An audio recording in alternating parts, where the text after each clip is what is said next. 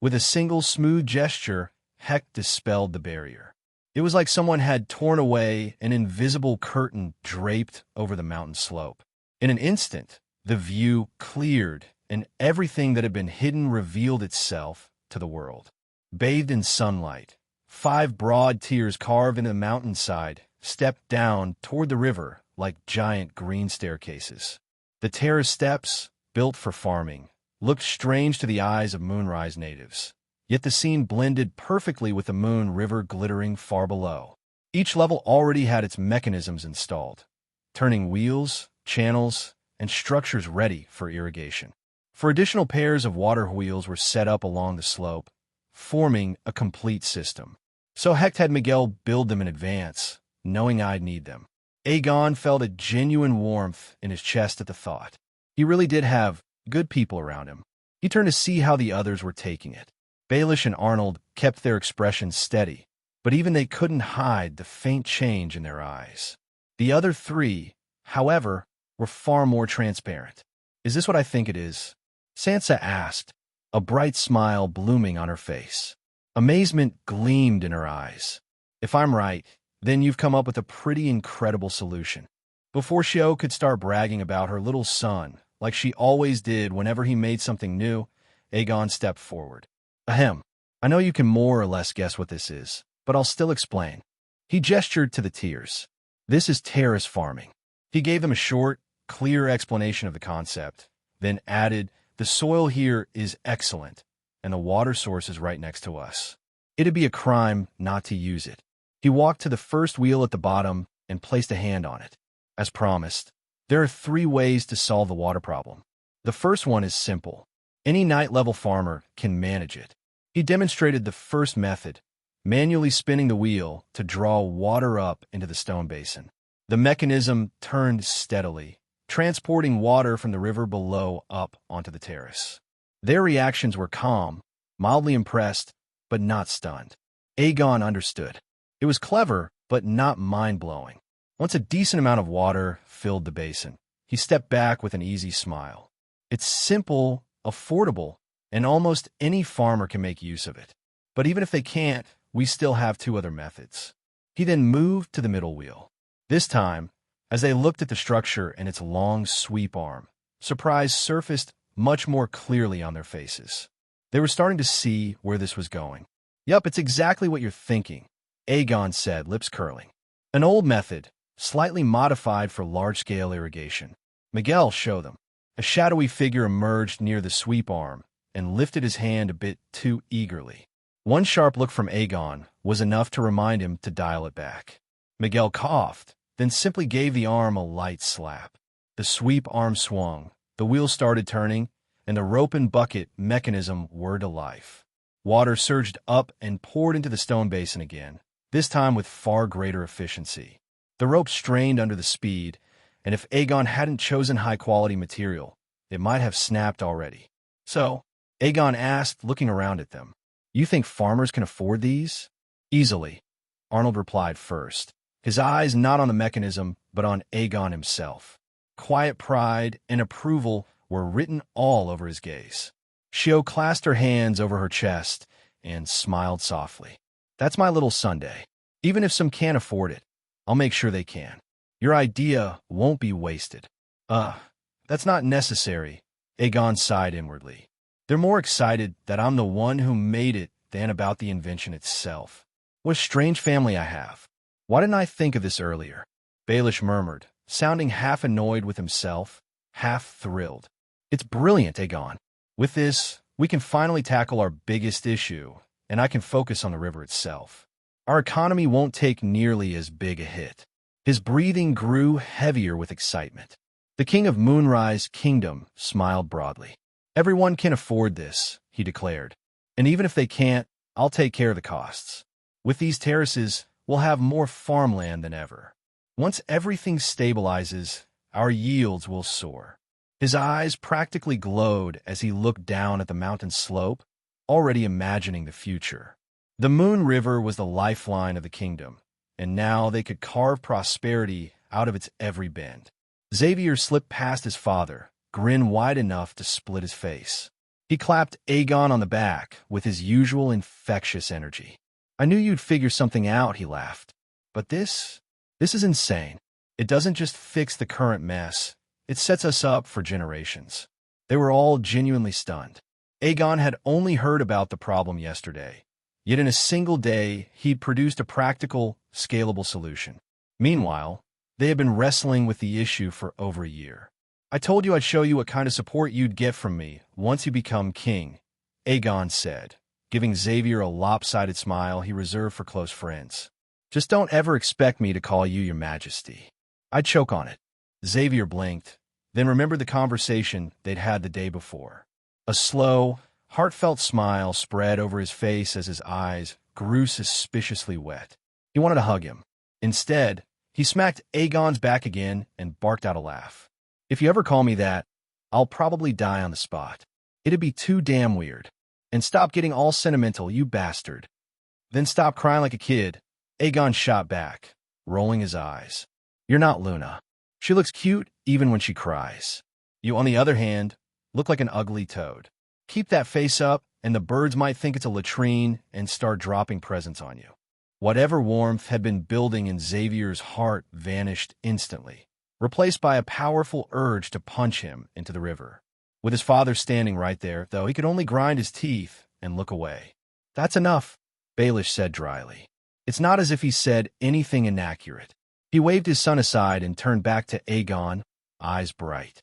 You mentioned 3 methods. I have a feeling you saved the best one for last, he said. So tell me, what is it?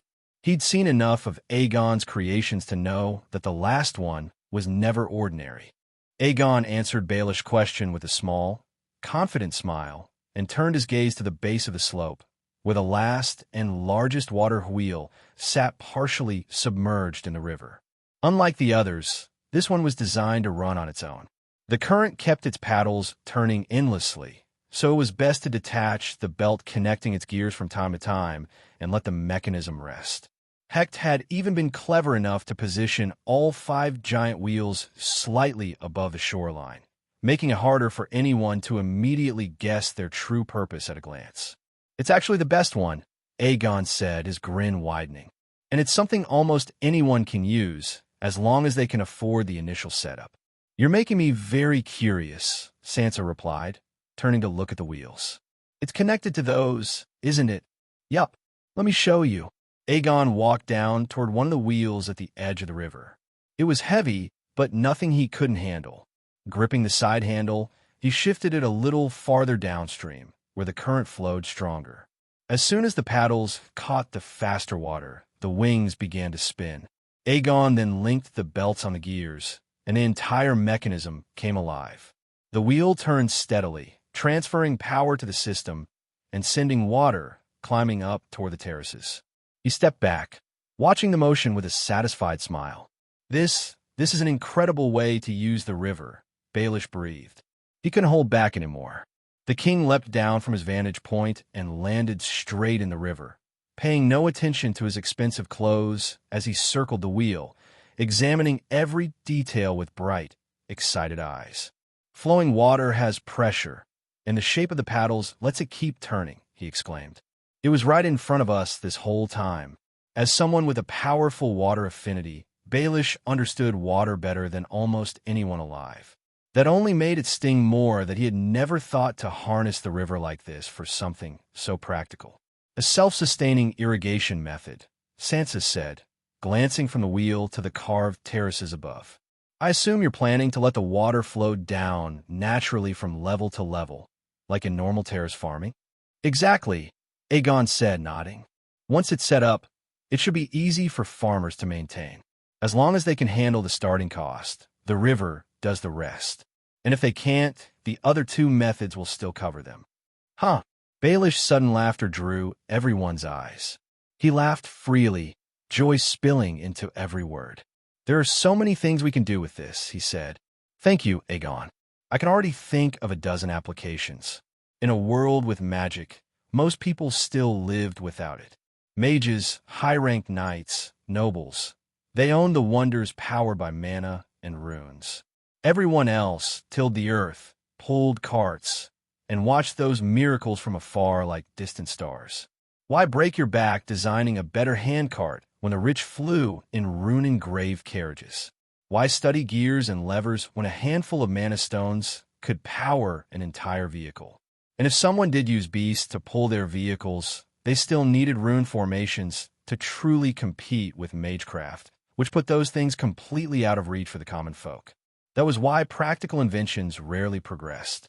Magic had advanced, but mundane technology had been left behind.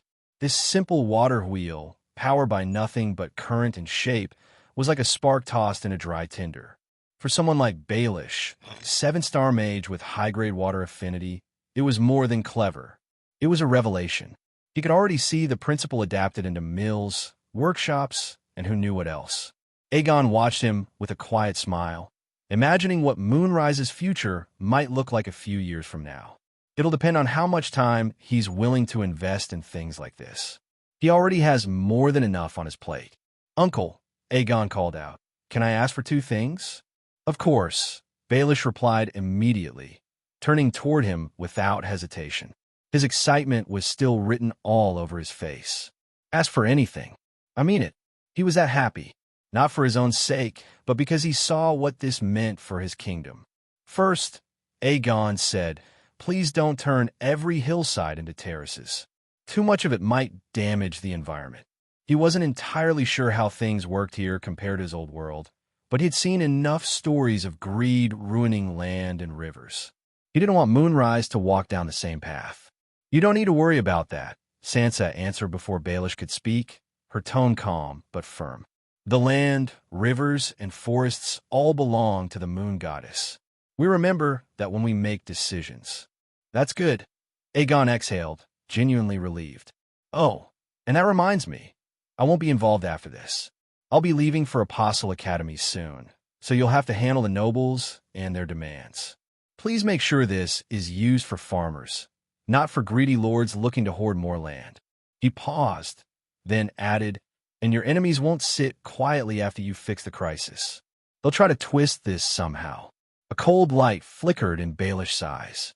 His easy warmth shifted into something sharp and regal, the weight of a king settling over his shoulders. "Leave that to me," he said, voice turning frosty. "They'll learn their place." "Good," Aegon nodded. "Then my second request." He turned to Xavier, and the two of them shared a silent, knowing grin. Through the mass communication devices, the news spread across Moonrise Kingdom in a wave. Massive terrace farms, new irrigation methods, a way to save their fields. Villages, towns, and cities buzzed with chatter as the announcement reached every corner. Farmers who had been living under the constant dread of ruined harvests finally saw a sliver of hope. Some didn't just cheer. They cried. In countless homes, worn hands were clasped together in prayer. Families hugged each other, thanking the king and the young inventor, whose name was still unknown to most of them. In one small, humble house, Old Bai and his wife sat frozen as the news echoed from the crystal device on their table. They looked at each other and, without a word, embraced tightly. Memories of the children they might never see again washed over them with bittersweet force. A heavy knock at the door made them both jump. When they opened it, a knight from the king's guard stood at their doorstep. The sight alone made their legs weaken. They dropped to their knees at once, minds racing through every possible mistake they might have made. But the knight only smiled. He stepped forward, handed them a set of official documents stamped with the royal seal, and spoke a single line before departing. "You two are truly blessed. You met the 2 princes yesterday. His Highness wished to give the first of his creations to you. From this day forward, the 5 terraces he personally built belong to you." The old couple remained kneeling long after the knight left, clutching the documents with trembling hands. Only then did they truly understand. The future of Moonrise rested in the hands of kind, noble hearts. Tears streamed down their faces as they pressed their foreheads to the floor and offered their blessings. They prayed for the 2 young men who had eaten at their simple table as if it were a feast. And from the very bottom of their hearts, they wished for those boys to live long, safe, and happy lives. Hey everyone, Firescale Audiobooks here. If there's a novel you'd love to hear more of, you can support us on Patreon or Ko-fi. Depending on your tier, I'll make extra parts just for the stories you're most excited about. Usually I can only upload 4 to 5 parts of each novel, but with your support we can go beyond that. And of course, don't forget to hit subscribe. It helps more than you know. Aegon knew the kind of troubles his new invention would bring, so he didn't want to be a part of it. The nobles would undoubtedly try to monopolize it, and the enemies who had caused the farmlands to fail in the first place would surely be furious. After all, this invention meant their plans had completely fallen apart, and the longer their silent war against King Baelish dragged on, the worse things would get for them. Although Aegon wasn't entirely clear about Baelish's personality as a king, Sho had told him enough that he could be ruthless and cunning when it came to anything concerning his kingdom. That was why the enemies of Moonrise Kingdom used such underhanded tactics to bring it down. Aegon knew Baelish could handle them, so he left everything to him after giving the solution. He didn't care how Baelish dealt with the political mess that would follow from introducing terrace farming. He did announce it to the public before the nobles could get involved, so they can't make a move unless they want a civil war, and that's very unlikely. They'd be angering the public and other nations as well. Becoming a public enemy wasn't something even the most arrogant noble would risk, especially when the king himself would be standing against them. One more credit to the company. Aegon groaned every time he remembered that company, one that had been established without his permission and operated entirely without his involvement. He hadn't even visited it. In fact, he didn't even know where it was or how it functioned. After Aegon denied taking credit for the invention, Baelish had conveniently thrown the success onto the mysterious owner of AVA Company, a massive multinational commerce group that had already contributed many things to the world. Once again, the world wondered who the enigmatic owner of this powerful company was. Despite their vast networks and influence, no one had ever managed to uncover anything about its origins or its true owner. Aegon pushed the thought aside. He was fine with it as long as no one discovered that he was the owner behind AVA Company. Currently, he was busy packing for his stay at the academy.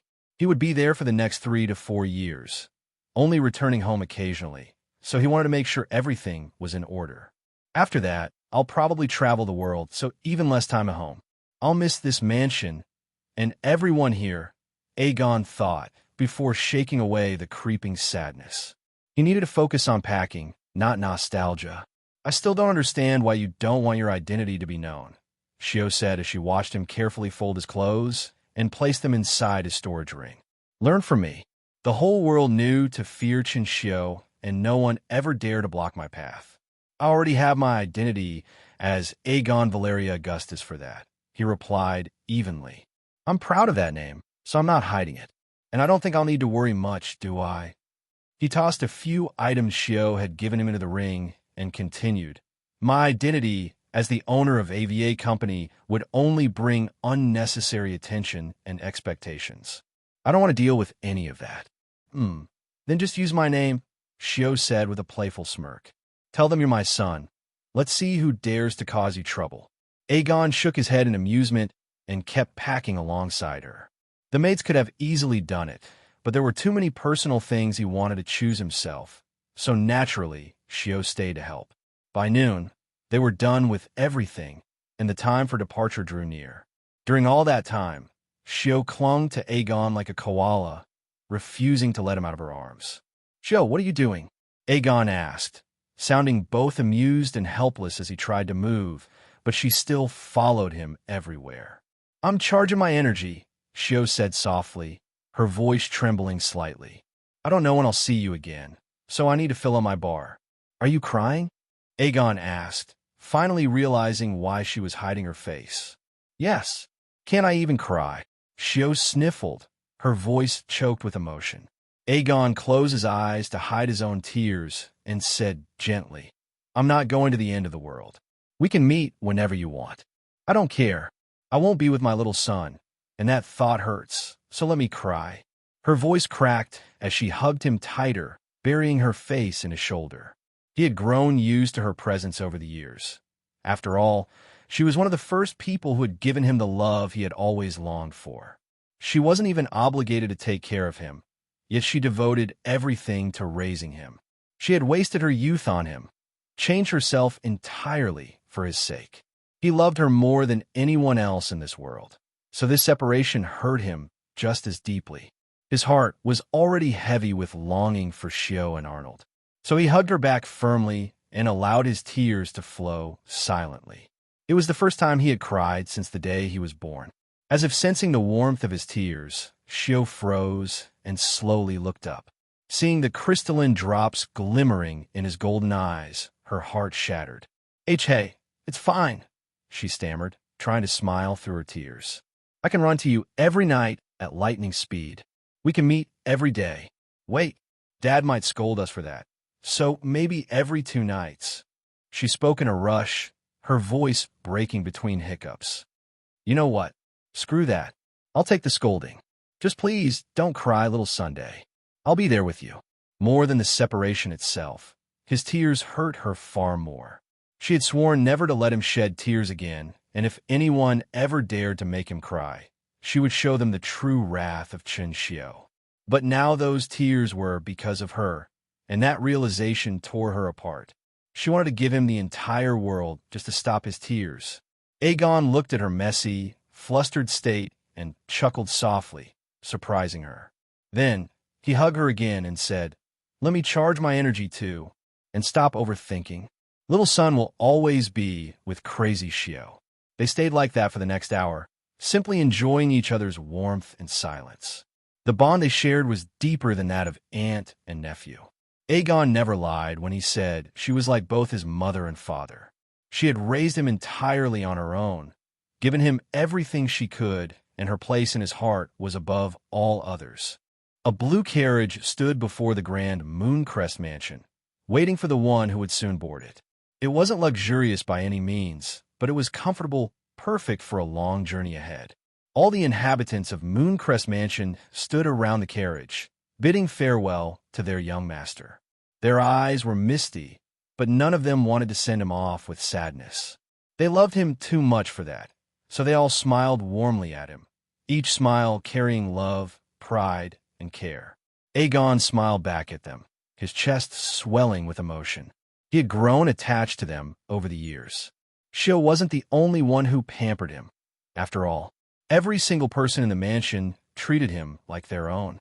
He turned toward Arnold, who stood beside Xiao, his gaze shifting between his daughter and grandson.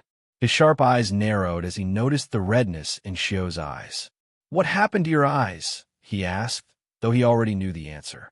"He punched me," Xiao said flatly, her tone unchanging as she pointed at Aegon. "At least tell believable lies," Arnold scoffed, shaking his head in disappointment.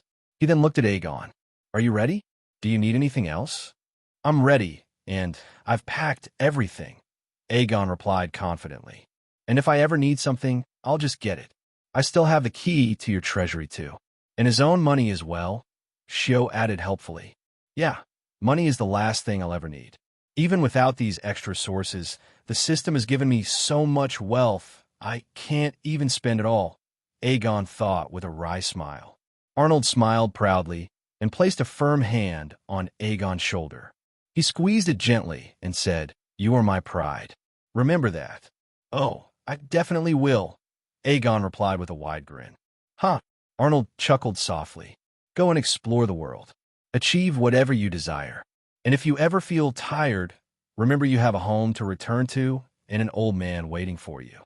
I'm not dying until then. A home to return to." Arnold couldn't read the emotions flickering across Aegon's face, and even Aegon doubted his Oppa would understand it. In his previous life, he had always dreamed of having a home, a place to return to after leaving the hospital. He hadn't found it then, but in this world, his luck had finally changed. "I have a home," Aegon thought as his lips curled upward, forming one of his most genuine smiles. Coupled with his natural charm, it was a devastating sight, radiant and full of warmth. Unfortunately, or perhaps fortunately, everyone there felt a different kind of love for him, so they only saw him as incredibly handsome. "Go on, but remember to..." Xiao started, her voice taking on that nagging, motherly tone.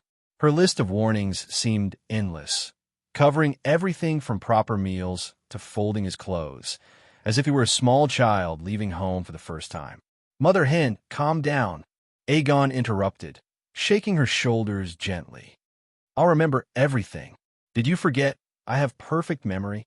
"Oh," Shio blinked, realizing she had indeed forgotten that little detail. "Anyways, just take care of yourself, and remember, you have no reason to fear anyone. If someone tries to cause trouble, just remember your name, Aegon Valeria Augustus." "For once, I agree with her," Arnold said, nodding seriously. "Dusk City may not be the capital, but it's still crawling with arrogant aristocrats. Worse, that academy is full of pretentious fools. We army men never got along with those types." "Well, that's understandable," Aegon thought. "Politics and the military have always been at odds. So what I'm saying is, those people will probably try to make things difficult for you, or even drag you into their political games. Choose your decisions carefully. And if you ever do get involved in politics, remember that you have the Augustus family behind you." "I doubt I'll get into politics," Aegon said with a small smile. "But I'll remember that. Shio taught me never to back down when things get tough." "That's good," Arnold said, nodding approvingly before ruffling his hair. "Go on then. Your new life is waiting." Aegon gave Arnold a light hug, but not Shio, because he knew she'd get emotional all over again. She had barely managed to let him go against her own selfish desire to keep him close, so he didn't want to make it harder for her. "Well then, I'll see you both soon," Aegon said, waving at the staff, who waved back tearfully yet cheerfully. The scene was heartwarming enough to make his smile linger. He truly felt blessed to have so many people who loved him.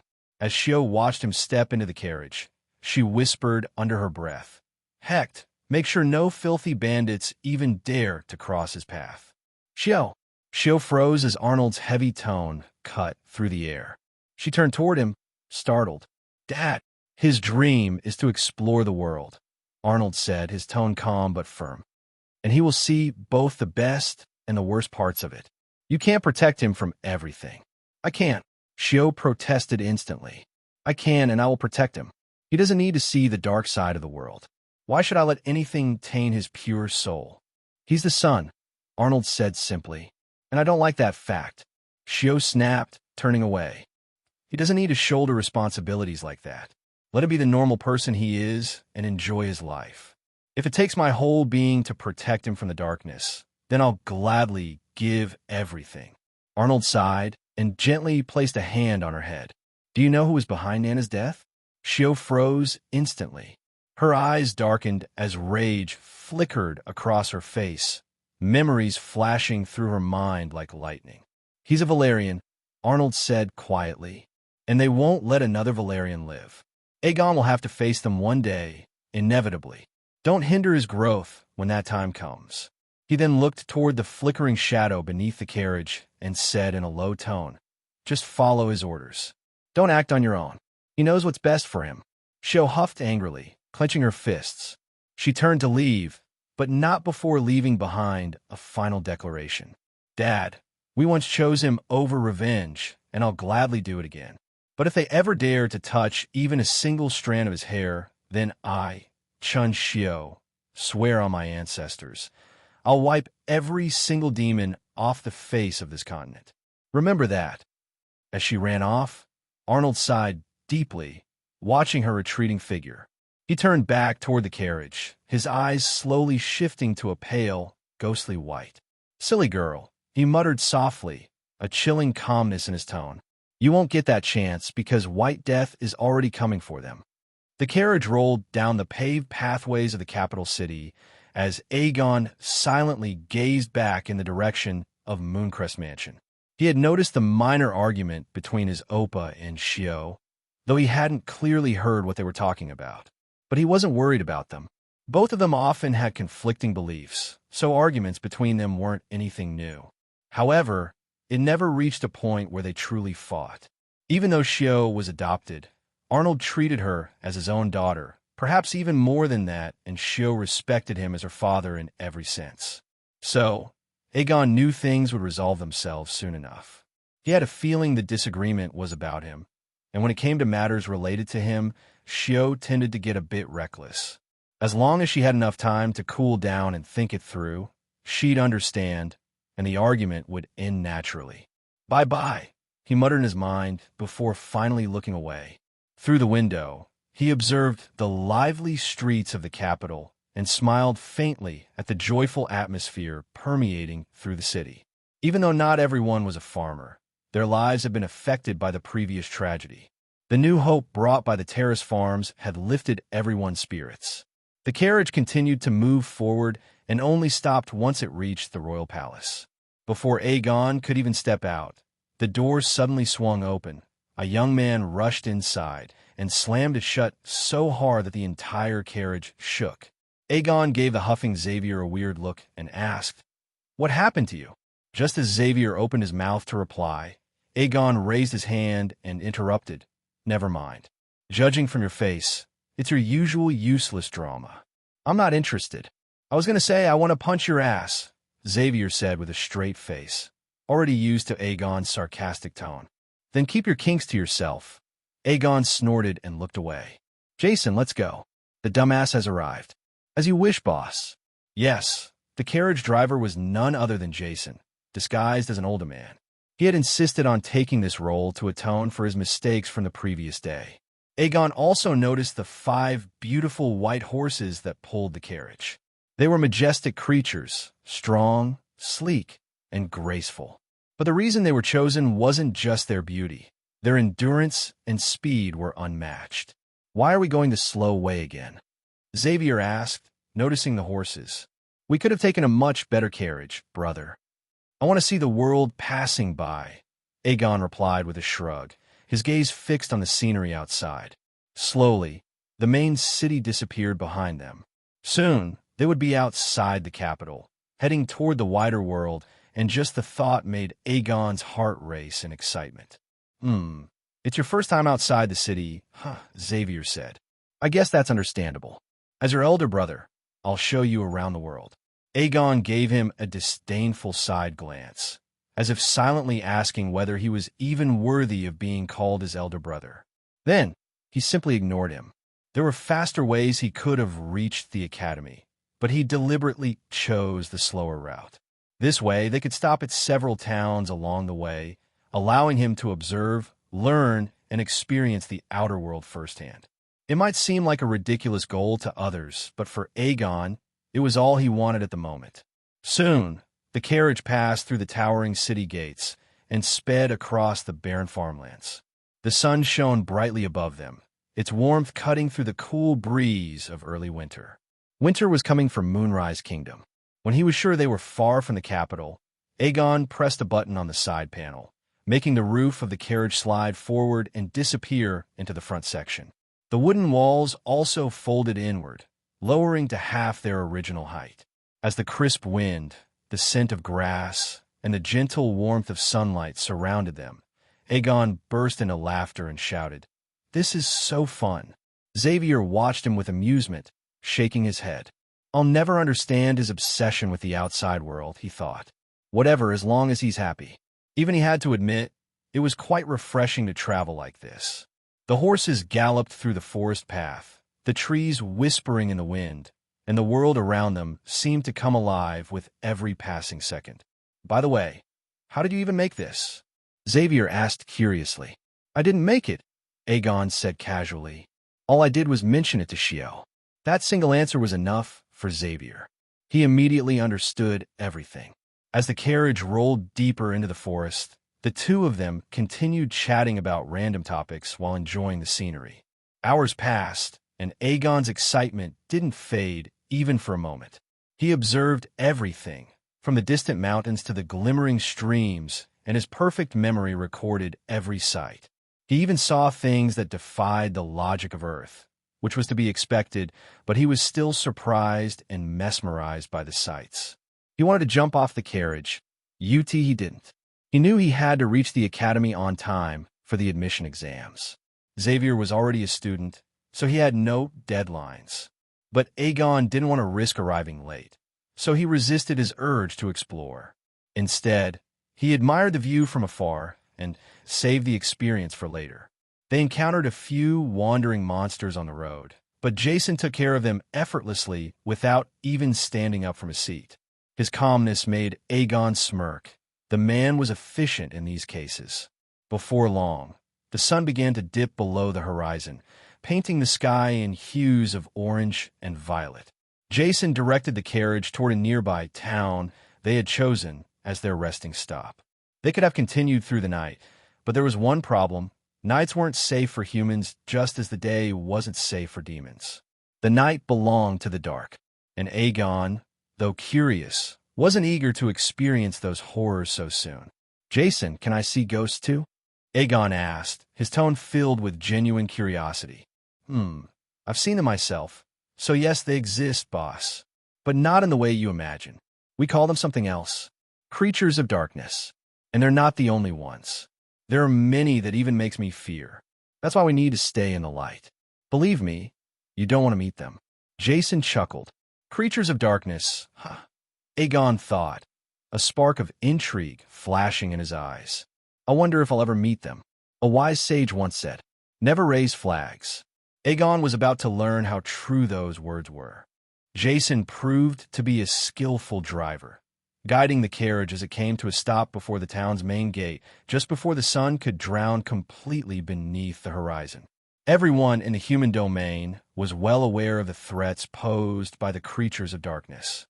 Because of that, even smaller settlements like this town were always built with fortress-like walls, sometimes made from ordinary stone or reinforced wood, but sturdy enough to provide a sense of safety. What truly mattered wasn't the material, but the light. As long as the darkness could be kept at bay, the town would survive. Lanterns and lamps illuminated every street corner, every rooftop, and even alleyways. Only a few dim patches remained unlit. The larger cities, such as the capital of the Moonrise Kingdom, were different as they had rune formations carved on various parts of the city to repel the darkness. Smaller towns, however, relied entirely on light to chase it away.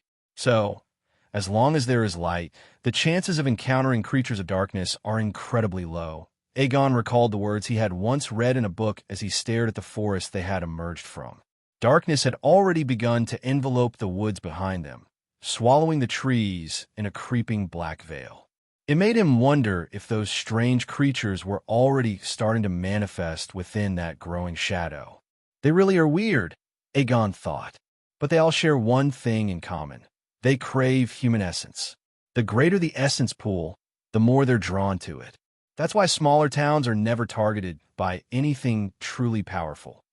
While he was lost in thought, Jason paid a few coins to the gate guard and guided the carriage through the entrance, bringing them into the warmly lit town. Only then did Aegon shift his gaze to the scenery around him. The houses were built from a mix of clay bricks and dark brown timber, with lanterns hung on every doorway and window, illuminating the streets with a soft, golden glow. People bustled about with smiles on their tanned faces, moving through the narrow lanes as they finished their evening chores. They wore simple one-piece robes in plain colors, brown, gray, and faded blue. Wearing one-piece garments is a long-standing tradition among many groups in the Moonrise Kingdom and its border territories, Aegon recalled from a history book. Other regions still wear them occasionally, but it's not mandatory. The capital didn't follow this tradition, so this was the first time Aegon had seen it in person. Their carriage drew some attention, but not too much. Travelers and adventurers often arrived from neighboring regions around dusk, so the townsfolk were used to such sights. Where do we stay? Xavier asked, glancing around. It's a small town, so I doubt they have any proper inns. They probably do. And if they don't, well, it wouldn't be the first time we sleep outside. He replied, and then turned to Jason.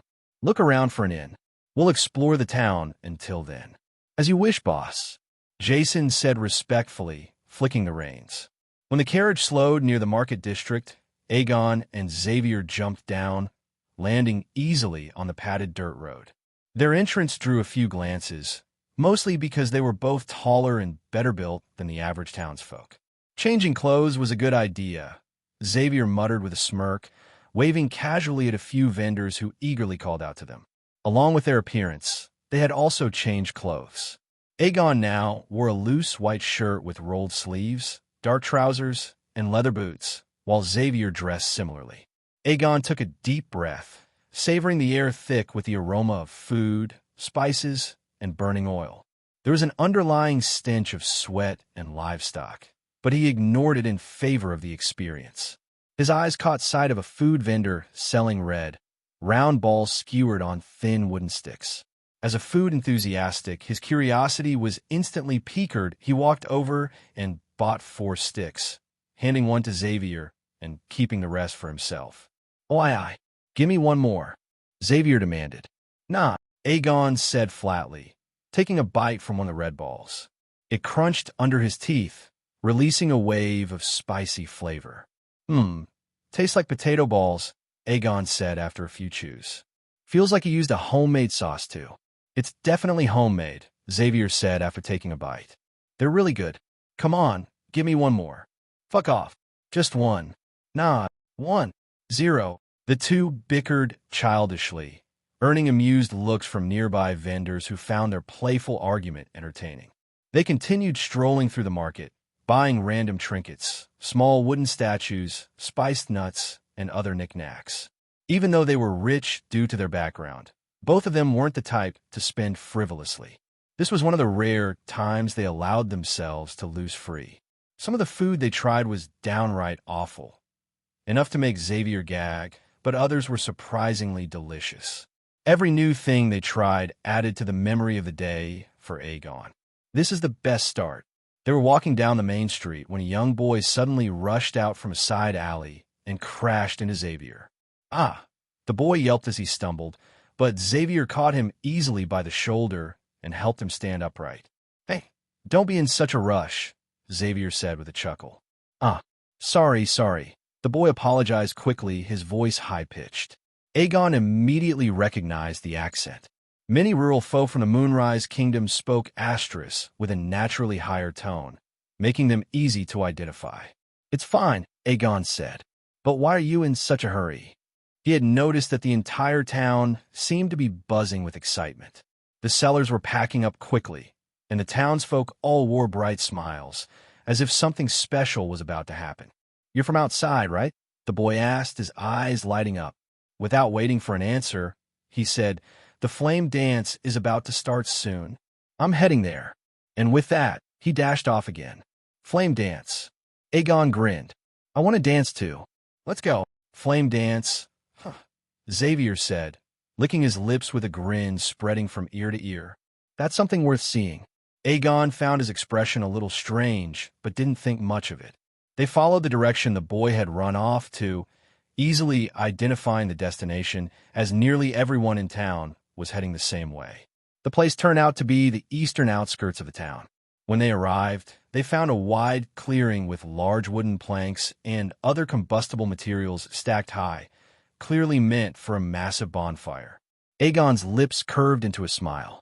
"Let's follow some tradition," he said, stepping forward, the glow of the rising flames flickering in his golden eyes. Flame dance was a popular tradition among farmers, not only in the Moonrise Kingdom, but across the entire human domain. It was one of the most famous and time-honored celebrations, something Aegon had read about many times, but this would be his first time witnessing it live. By the time they reached the bonfire site, all preparations were already completed. In just a few minutes, the flames would be lit, and the rituals would begin. Almost 100 people had already gathered around the large pile of wood stacked in the center. The air was filled with laughter, chatter, and the strong scent of alcohol. A few stalls nearby sold different brews, and while some townsfolk had brought their own bottles, there wasn't a single adult without a drink in hand. Everyone, except for the children, carried a cup of alcohol, slowly circling the unlit bonfire while humming old songs under their breath. Aegon and Xavier exchanged a quick look before joining the crowd, their eyes landing on a woven bed where a group of elderly men sat enjoying themselves. Several wooden drums were placed beside them, ready for the celebration. "Evening, elders," Xavier greeted politely with a smile. "Mind if we join you?" Of course," one of the old men said with a warm grin, patting the space beside him. The young folk don't like drinking with us old bones anyway. It's good to see someone with spirit. It's their loss, Xavier said as he sat down, still smiling. Glasses filled with golden cider were arranged neatly on a wooden tray. Without hesitation, Xavier picked one up and took a sip, his expression brightening instantly. This is wonderful, isn't it? Another elder said, slapping his thigh proudly. This spring fruit cider came from my grandfather's cellar. I've been saving it for years, waiting for a day like this. It's finally here. Aegon, hearing that, grew curious. He reached for a glass, but before he could touch it, a pale hand gripped his wrist tightly. Zav, let it go, Aegon said, his eyes narrowing. Can't do that, buddy, Xavier replied, shaking his head firmly. You're still a minor. I'm almost 16. Just one more year. Aegon protested, trying to reach for another glass, but Xavier pushed it out of his reach again. Then Xavier put a hand on his shoulder and said with mock seriousness, Believe me, my dear brother, I don't care about you at all. In fact, I secretly hope you die early so I can inherit your money. Aegon's lips twitched. He wanted to punch that smug grin off his face. But Xavier continued, his tone still light. Your aunt is a dangerous person. She would kill me if she ever found out I let you drink alcohol. And that's not even in joke. She doesn't have to know, Aegon muttered under his breath, though even he didn't sound confident. Xavier patted his shoulder again and said, Listen to yourself. If you want to die so badly, go jump in the bonfire. But I like being alive, so no, you're not drinking. Huh, you two sure make an amusing pair. The laughter of the old men around them reminded Aegon of their surroundings. He lowered his head, rubbing his forehead in embarrassment, while Xavier shamelessly stood up and bowed. I hope you liked our performance, Xavier said proudly. It was great, one of the old men laughed. But is he really 15 years old? Yup, Xavier said with a perfectly straight face. Someone stretched him when he was a kid, so now he's this tall. That was the last straw. Aegon kicked Xavier hard, sending him rolling off the woven bed and landing face first in the dirt. Xavier got up, brushing off his clothes with a pout. You could have just said something. Why do you always go straight for violence? Runs in the bloodline, Aegon replied with a shrug. Xavier had no comeback for that. He just turned toward the bonfire as the priest finally stepped forward. His eyes lit up in anticipation. It's starting. Everyone's attention immediately shifted to the front. The priest stood before the prepared bonfire. His attire was simple, a white cloth draped around his lower body, while his upper torso remained bare, his skin tan-a-lot. A crown made of woven grass rested atop his shaved head. He bowed deeply before the bonfire, and the crowd mirrored his gesture in perfect unison. Then, he began the ritual, sprinkling a small handful of grains and seeds at the base of the stacked wood, a symbolic offering of the farmer's harvest. After that, he took a gourd of alcohol and circled the bonfire, sprinkling droplets around it while chanting softly in an old tongue. Once the ritual was complete, he lit the torch and touched it to the wooden planks. The dry logs caught instantly, and within seconds, the entire bonfire roared to life, its crimson-yellow flames licking the sky. Lune!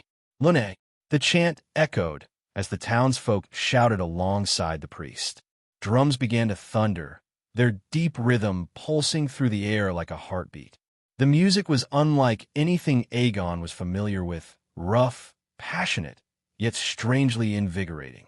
Soon, the people began to dance. There was no order, no synchronized steps. The dance was meant to be an expression of one's true self. It was said that the flames responded to sincerity, not perfection. It's so awkward and so fun, Aegon thought, laughing to himself as he began to move without any rhythm. His arms swung wildly, his steps had no pattern, but he didn't care. The joy of the moment took over everything else. Enjoying yourself? Xavier asked, spinning near him. What do you think? Aegon grinned widely. Huh, I thought so. It's great. Xavier laughed back, joining in the chaos.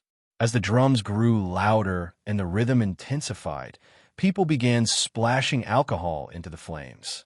The fire reacted wildly, blazing brighter, almost as if it were dancing with them.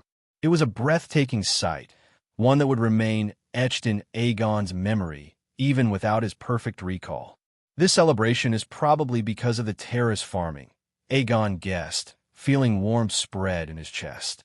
Knowing that he was indirectly the reason for their joy filled him with pride and genuine happiness. To know that people's lives were improving because of him, that was something worth remembering. Everyone was lost in the rhythm, the laughter, and the drinking. Nobody was paying attention to anything else. But Aegon, out of habit, kept scanning his surroundings, and Xavier did the same. It was this cautiousness that made them notice it at the same time. A small gap in the town's wall. At first, it didn't seem important, just a flaw in the structure. But then they saw a small figure crawling through it, the same boy they'd met earlier. Aegon's eyes widened. Before he could even call out, the boy had already slipped out of sight. Outside the wall, it's too dark. Darkness. That single thought sent a chill down his spine. Without a moment's hesitation, Aegon bolted toward the wall, his mind blanking out everything else, the fire, the music, the people. The flame dance continued behind him, but Aegon was already running toward the darkness. The wall was almost twice the height of Aegon, but he easily climbed over it and jumped outside without any hesitation. As his lethal boots touched the ground, all that awaited him was darkness along with flickering illumination from the bonfire on the other side of the wall.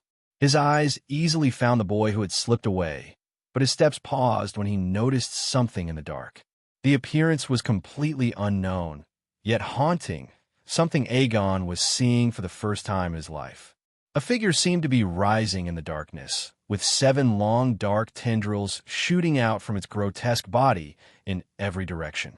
The body itself was changing every second, sometimes bulging and sometimes shrinking, looking like a stick. But there was something far more malevolent. Its 3 yellow eyes that changed their position with every movement of the creature, its wide maw dripping with dark mist. The frightened boy trembled before the creature, too scared to even shout for help. All he could do was shift backward as the creature drew closer. Something is wrong with this one, Aegon thought before he dashed forward, finally catching the attention of the creature. It made the motion of screaming by opening its mouth, but of course, nothing came out. Creatures of darkness made no sound, unless they were powerful enough to resist the darkness itself. A sharp and fast tendril came flying at him, which he easily dodged by ducking down and rolling forward toward the boy. Just take deep breaths. Everything is fine, Aegon whispered to the boy as he picked him up and rolled to the side. Feeling the sudden warmth in this chilling atmosphere, the boy finally calmed down a little and looked up, only to see bright golden orbs staring back at him. Seems like you're fine now, Aegon smiled and said. Then, you should be able to handle this. Before the boy could ask anything, Aegon jumped to the side, spun on his pivot, and threw the boy high up into the air. 2 dark tendrils tried to follow the boy into the air, but something sharp struck them as a flash of light made the tendrils scatter for a moment before they dispersed into the air. The boy, on the other hand, was caught in the pale hands of Xavier. He had followed Aegon closely after, but instead of jumping, he had waited because he knew Aegon would do something like this. They didn't need to communicate to have this level of cooperation. "Hello, little brother. Are you scared?" Xavier asked, feeling the boy's small body shivering in his arms. "It's fine now. I saw 2 suns," the boy muttered, still remembering those golden orb-like eyes. My little brother saved you just now," Xavier smiled and said. Then he looked at the other side of the wall, where the townsfolk had gathered with anxious looks on their faces. "I guess he can have fun with this one," Xavier muttered before he jumped down, knowing very well Aegon would be fine. Meanwhile, Aegon stood before the creature of darkness with curiosity swirling in his eyes, just like the dagger in his hand. "Oh, that reminds me. Good spot. Sign in." He was quite excited for the reward he would get for signing in close to a creature of darkness. Ding. Signing in the Brawlet town. Ding. Jar of black dirt obtained. Ding. 10x rewards bonus applied. Ding. 10 jars of black dirt obtained. He was speechless, but pushed aside his disappointment to focus on the matter in hand. "You are weak," he remarked, which irked the creature as it tried to hurt Aegon with more of its tendrils, but failed miserably. Aegon slipped under one of the tendrils and then slashed at another. The dagger's blade shone brightly for a moment as it cut down the tendrils. Now, the creature was left with too few tendrils. "You're fascinating too," Aegon said as he stepped closer to the creature of darkness. "You are physically here, but it also feels like you don't have a physical body. Interesting indeed." In the next few seconds, Aegon easily cut all of the tendrils, leaving the monster with only a stick-like torso. Still, the abomination's yellow eyes shone brightly as it lunged at him to bite him with its terrifying maw. Aegon took a step back and smiled. "Time to end this. You're too weak to be studied." With that, he clenched his fists as crimson flames burst out of his hands, dancing around them as if the flames themselves were alive. Just as the creature got close, Aegon threw a simple but powerful punch at it. He felt the impact against something soft before flames exploded from his hand, covering the creature completely. Phew! Aegon took a deep breath as he backed away, watching as the flames devoured the creature in no time. That was intense. He heaved a sigh of relief. Although the opponent was too weak to even make him sweat, this was still the first serious battle he had fought, so he was a little nervous. "Well done, boss. You handled it very well." He heard Heck's voice from his shadow and chuckled. "I was a little worried, though, but it was fun. I'm happy for you." Aegon smiled and made his way back toward the wall while keeping an eye on his surroundings. Although the chances were slim, there could be more creatures of darkness and powerful ones at that. Heck didn't help me because she knew I wanted this, Aegon thought. She really has begun to understand me. With that, he jumped over the wall again and landed amidst the folks who awaited his return. He paused for a second, sensing so many gazes on him. "How did it go?" Xavier was the first to ask. "I guess you were interested in them." "A little," Aegon admitted and turned his head to find the boy. "He lost consciousness, so we sent him to the apothecary of our town." A young man with a surprisingly long beard spoke. "We thank you for saving him. We really thought we would lose him to the evil spirit today." "Evil spirit?" Aegon raised an eyebrow and asked. "Yes, although there was always the danger of darkness. We never truly encountered it as long as we didn't go out at night," the man continued. "But for the last year, that evil spirit has been haunting us. 2 of us died at its hands, so I thought we would lose Calver too." "A year? Is it because of the tragedy too?" The subject of creatures of darkness was very interesting to Aegon, so he had studied about them. From there, he easily recalled how there were many types of creatures of darkness formed through various methods. One such method was the accumulation of negative emotions from people. As long as those emotions were gathered in a large amount, the darkness that spread across the world at night would give life to them. Its power would depend on the resentment living beings held toward it and the further accumulation of negative emotions in an area. This was why so many ghost stories were famous, because they were based on real events. The ghosts were real and were most of the time formed from the resentment of people. They grew powerful through the fear they inspired in others. "A year old? Huh," Aegon muttered, glancing at Xavier, who came to the same conclusion. "Yes, we saw through the wall how you killed it. Their eyes were practically shining. Thank you for saving our town. We don't have to worry about that evil spirit any longer." "You don't really need to thank me, because I managed to defeat it easily thanks to you guys," Aegon explained. "I'm guessing everyone in this town felt depressed and down for the last year, and also committed some crimes." Many nodded while wondering how he knew about that, while some looked down, showing how true his words were. The darkness takes your desires and fills them into the creature of darkness.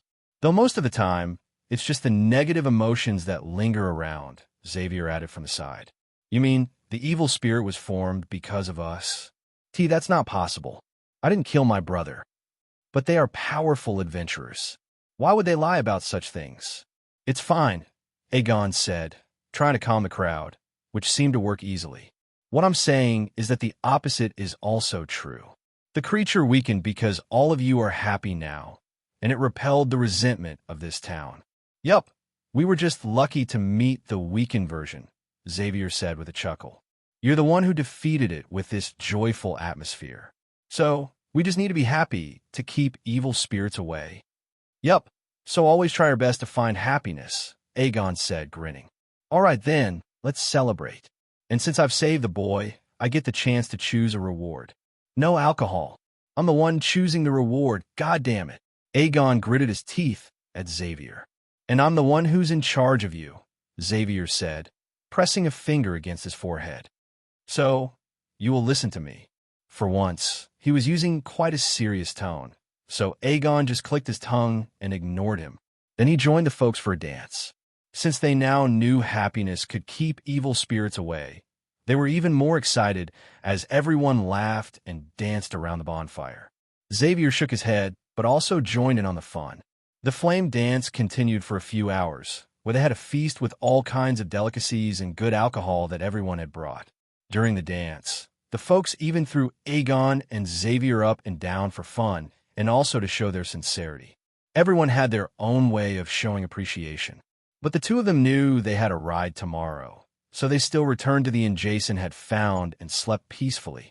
In the morning, they left in the wake of the sun without alerting the folks because they knew the people would try to give them something as a present for their heroic deed.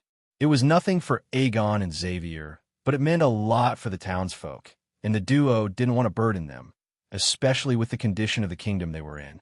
As their carriage raced down the uneven road that often led to heavy bumps, Aegon stared at the disappearing town and said, "People's lives are so small, don't you think?"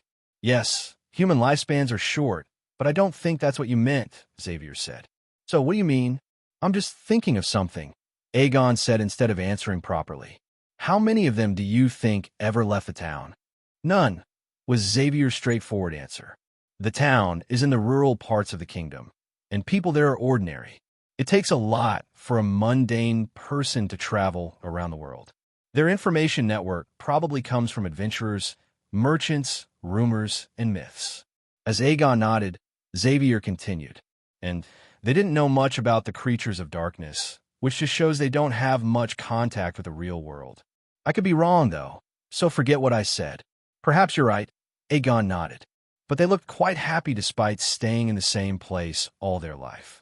"I mean, ignorance is bliss," Xavier shrugged and said. "They don't know much about the outer world, so how can they envy something they don't even know much about? They just try to be happy with what they have." "It seems like knowledge can be a curse as well," Aegon muttered to himself, wondering if he had been ignorant of the world in his previous life. Would he have enjoyed his stay in that cage named hospital? He didn't have an answer, but he knew he didn't like that thought.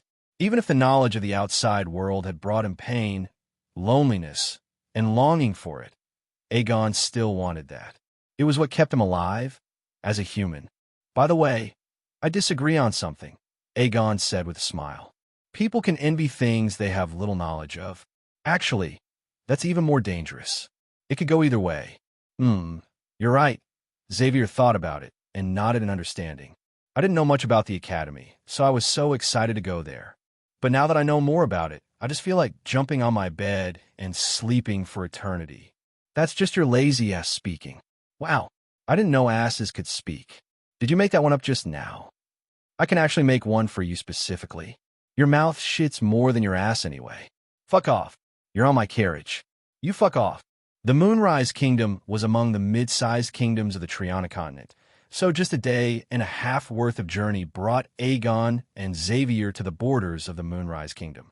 Aegon wondered if he would encounter more exciting things along the way, but the journey remained uneventful, though it was mostly because they were in a rush. They only stopped in towns or cities to sleep and rest during the night. Otherwise, the journey was very peaceful. It didn't mean Aegon was bored, though. In fact, he couldn't take his eyes off the beauty of the world and enjoyed every single second of his journey. He even wanted to go out at night to see the creatures of darkness, but was stopped by Xavier. That was how they continued to travel, passing by one more neighboring kingdom before finally reaching close to the borders of the Great Solar Empire. Jason suddenly stopped the carriage, alerting Xavier and Aegon. Then he spoke. "Boss, there's a minor problem ahead. So can I go and solve it?" "Problem?" Aegon jumped out of the carriage along with Xavier as they stared at the so-called problem, which turned out to be a small group of people, or rather, chain people, A few other men in brown armor were using whips against the bare bodies of those chained people to push them forward as the people protested. Xavier narrowed his eyes and spoke. Seems like we've seen enough beauty, so the world wants to balance it out. Although Aegon could already guess the situation, he still asked, Hecht, go and find out what's happening here. You're not saving them? Xavier was surprised, but then he shrugged and said, whatever. I was planning to do it myself anyway. They could be criminals, Aegon answered, stopping Xavier in his tracks. Don't always judge everything by appearance. He wanted to make a joke about his own appearance, but the situation made him forget it. He didn't like what he was seeing, but he still didn't want to judge everything based on appearances. Could be, but I'd rather take the risk of saving a criminal than let someone innocent suffer so much, Xavier snorted, clearly displeased by Aegon's behavior, and ran off. Aegon was left staring at his silhouette, his thoughts still stuck on Xavier's words. But that also means you could let loose a criminal who might take even more lives. Am I wrong? It was a magical world, and a criminal could mean a powerful being being released. They could massacre so many people. He raised his head and looked at the people being pushed across a bridge built over a long, wide canyon. Every one of them looked healthy, and Aegon knew criminals were also treated like this sometimes. That was the reason he wanted to wait first to know whether their guess was right or wrong. But his friend had a different thought. Then, he ran after Xavier because he still wanted to help him. Boss! He stopped upon hearing Jason's words and turned back to look at him. The disguised old man smiled at him and said, You need to make your own choices and decisions, and you have a time limit for them too. Aegon was confused, but Jason didn't seem to be in the mood to elaborate as he asked instead, Want me to clear them out for you? His eyes once again found that group of people whose bare backs were turning red under the whips, and they trembled slightly. He still had conflicting thoughts, so he said, Let Xavier handle it. Meanwhile, Xavier had already reached the bridge and easily caught the whip of a knight just as he was about to swing it. His grip was tight, his eyes burning like a raging volcano ready to erupt. Huh? Who are you, boy?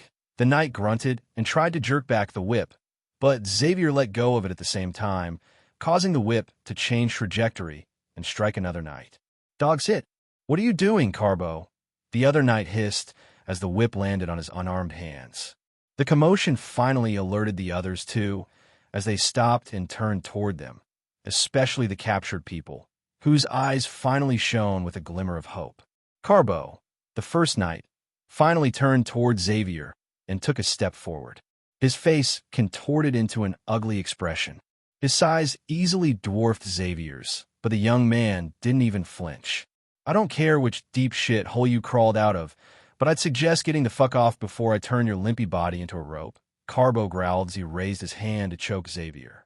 Anyone with a sane mind could see that Xavier wasn't a knight, and if he was a mage, then his biggest mistake was getting too close to a knight. Just as Carbo's hand was about to land on Xavier's neck, a calm and composed voice sounded from behind Xavier. Moving around is prohibited in this area. In the next second, Carbo's movements froze, his eyes widening in shock and fear. He tried to release himself from this strange magic, but he was completely helpless. But he wasn't alone in this. Every single knight in the area felt their bodies stiffen before going completely still. They couldn't even move their eyes. All they could do was stand frozen in their positions, praying to their gods. The effect also included the chained people, who froze on the spot as even a thin layer of ice even formed under them, freezing their feet. Seeing everything that happened in just over a second, Xavier smiled and turned around. His eyes met Aegon's, who was averting his gaze, and he asked, I thought you wanted to wait. Well, I didn't want to leave this to you, Aegon admitted. But you can't do this. So let me do it. But I can do that. You know that too, Xavier said in confusion. You can't. Trust me on this, Aegon said, his voice firm. Now then, what do we have here? His eyes scanned the chained people first, and he easily recognized the despair in them. Then he turned toward the knights and said, his voice echoing through the canyon, Won't you come out? Aegon's voice was loud and clear, but it confused Xavier and even the knights, though for completely different reasons. He waited for a moment, but there was no change in the situation. He sighed and said, "You know, it's useless to hide from me. There's a reason my people didn't bind you like the others." Finally, there was some movement from one of the knights as he slowly lowered his hand and then took off his helmet with the other. His armor was different from the rest, and there was also a red clover insignia engraved on its chest. It was the reason Aegon had stopped Xavier and decided to personally take action. The knight was a middle-aged man with clear scars running across his cheek. He glanced at Aegon, his gaze firm and fearless, as he asked, "Who are you?" "I'm the one who'll be asking questions here," Aegon said, taking a step forward. "And you'll be the one giving answers." "You sure are confident." The knight snickered. "Well, I can understand where your arrogance comes from, but you can't scare me with just this." He tapped on his armor and said, "See this? Do you know what this represents?" Aegon hummed and then said, "Bring him to his knees." In the next moment, the shadows beneath him came to life and struck hard against the man's knees. With a cracking sound echoing from his joints, the man was forced onto his broken knees. "Act!" The man groaned in pain and raised his head, meeting the calm, black eyes that stared down at him. "I told you I'll be the one questioning here," Aegon said and then scoffed. "And I don't give a crap if your lord is Count Wanderwalt." The man's eyes widened slightly. Clearly, he hadn't expected this young man to know of his lord and still act so brazenly. He wanted to say something, but stopped when he saw the seriousness in those eyes and remembered how casually Aegon had ordered his knees to be broken. He wisely shut his mouth. "So, you better start explaining what's happening here," Aegon said as he sat down on a boulder, while Xavier watched everything silently. "Truthfully, I have means to know if you're lying. It's not really a secret, so why would I lie?" The man snorted and replied, "My name is Hearth, and I'm in charge of bringing these slaves back to the county of Lord Wanderwalt." "Aren't slaves illegal in the Empire?" Aegon asked, a little confused. "Then how are you doing this so openly?" "Only among the states close to Dawn and Dusk City do those laws work," Hearth chuckled and said. "This is the outskirts. Who's going to tell the Emperor about these things?" He turned toward the chained people and said, "My lord and Baron Orlion had a bet, and the Baron lost. So, my lord was allowed to take as many people as he wanted as slaves in compensation." Aegon's expression turned ugly upon hearing that, and he turned toward Xavier, who was already fuming with anger. "Bastard, you're telling me your pathetic lords just gambled with these innocent lives?" Xavier roared furiously. "Careful, boy. You can't afford to offend my lord," Hearth said before turning back toward Aegon. "You have good people under you, but it would be better for both them and you to let us go. These slaves are important to my lord." Aegon just stared at Hearth with complex emotions swirling in his eyes. He had read about such things in books, but this was the first time he had seen such lack of empathy toward one's own kind. What a bizarre world. Aegon didn't say anything further and just waved his hand. "Do whatever you want with him." "As you wish, boss." Hearing Heck's voice, Aegon calmed down slightly, knowing she would handle everything on that end. He didn't really want to deal with Hearth personally. In the next second, Hearth's body disappeared as if he had never existed, which shocked everyone, especially the knights. Xavier came over to him and asked, his voice still a little agitated, "What will happen to him? And what are you going to do about this situation?" Even though there were times when Xavier didn't agree with Aegon, he still trusted him to make the right decisions. That was the reason he believed Aegon would be a better king than him. "He's in the hands of Hecht," Aegon said with a shrug. "Shio said they can be pretty ruthless, so he'll have a good time, I suppose." "You're awfully calm about this," Xavier muttered, though he was already familiar with this side of Aegon. Whenever Aegon was in emotional turmoil, he would have the calmest look on his face. It was as if nothing could shake him, but Xavier knew it was just a facade. What Aegon was feeling right now could only be understood by him. "I'm not calm," Aegon answered and turned toward Carbo. "You, tell me where you were taking these people." While asking, he had already instructed the red veal that always accompanied him in his shadow to release the constraints from the chained people. But they still stayed in the same spot, silent and unmoving. Carbo realized he could speak again, so he didn't hesitate to explain everything. "My lord, I'm not clear about all the details, but the Count has discovered something underground, so he wanted many slaves. You know, there's darkness down there, and there's a chance the creatures of darkness might manifest, so he likely wants them to take the risk." "Oh, I see." That was Aegon's only response, but Xavier noticed the dark gleam in his eyes, the kind of shine that meant even Aegon was getting angry now. "Anything else?" "I don't know anything else, my lord." "Then why are you still here?" Aegon asked in confusion. Carbo was also confused by the question, but he got his answer in the next moment as the surroundings around him changed. He found himself in a bizarre, dark space. That was all he saw before losing consciousness. "What are we going to do now?"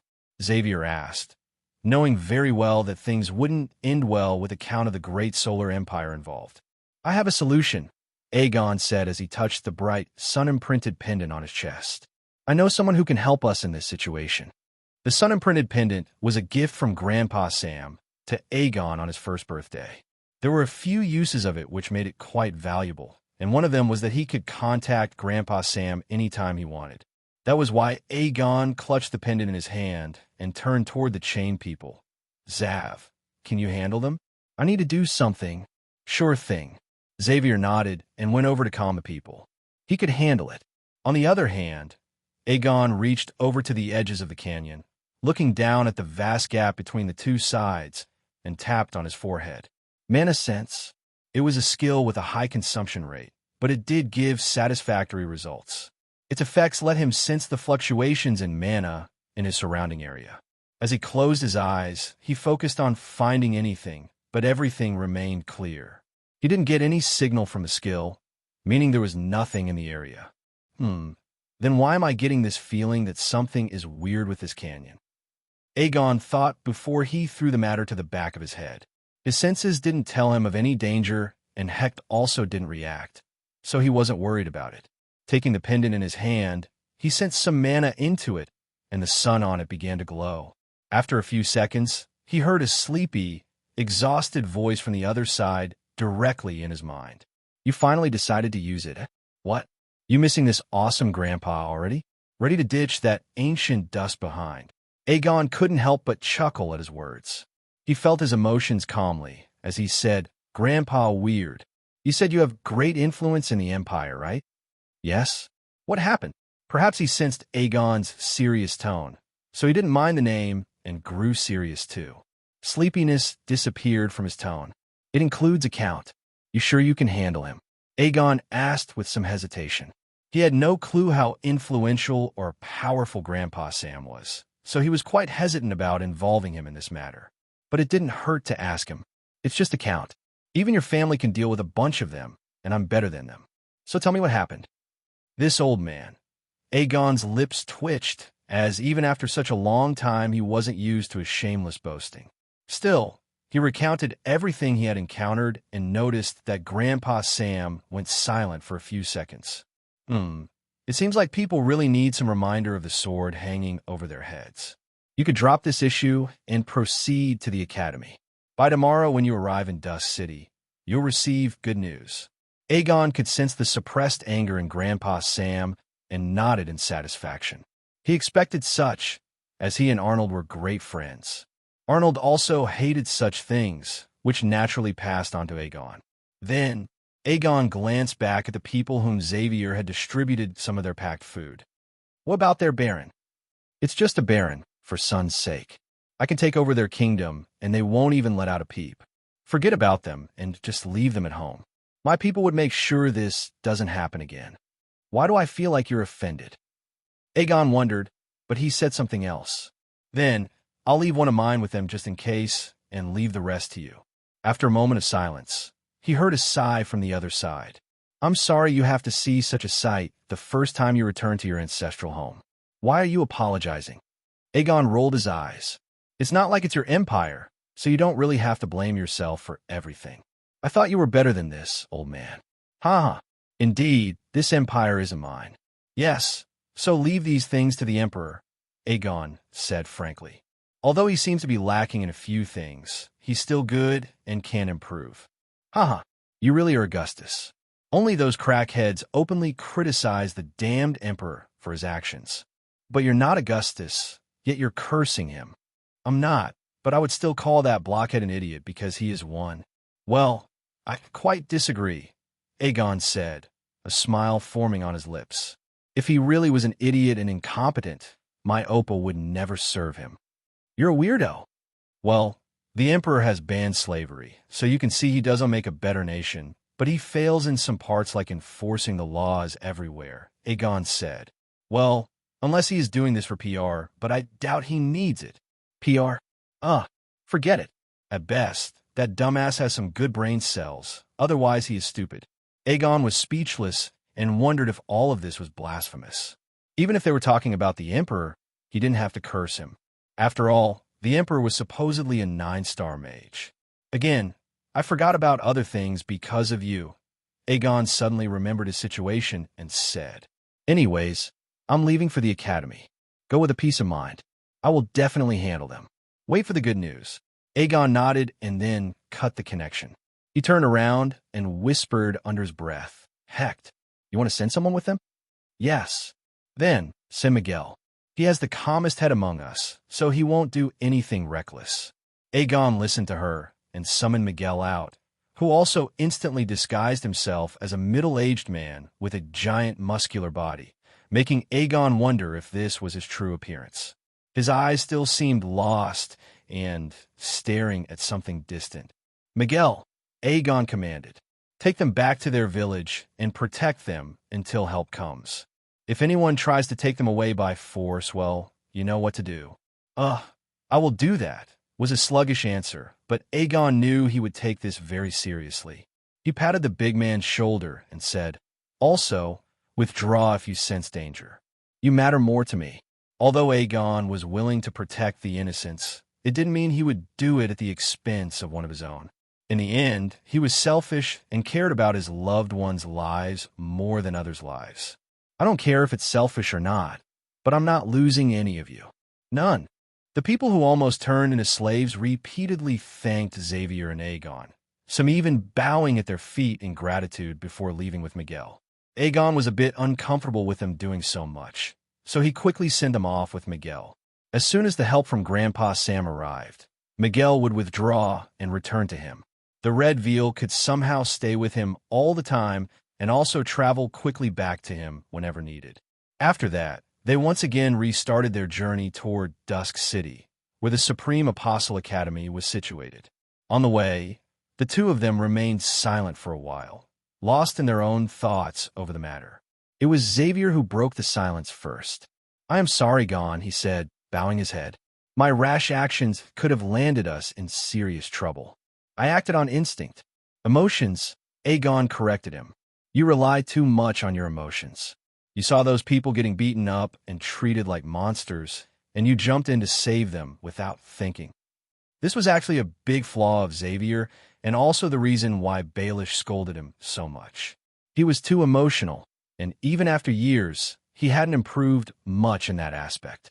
I know, Xavier sighed, but I really wanted to save them. Raise your head first, idiot.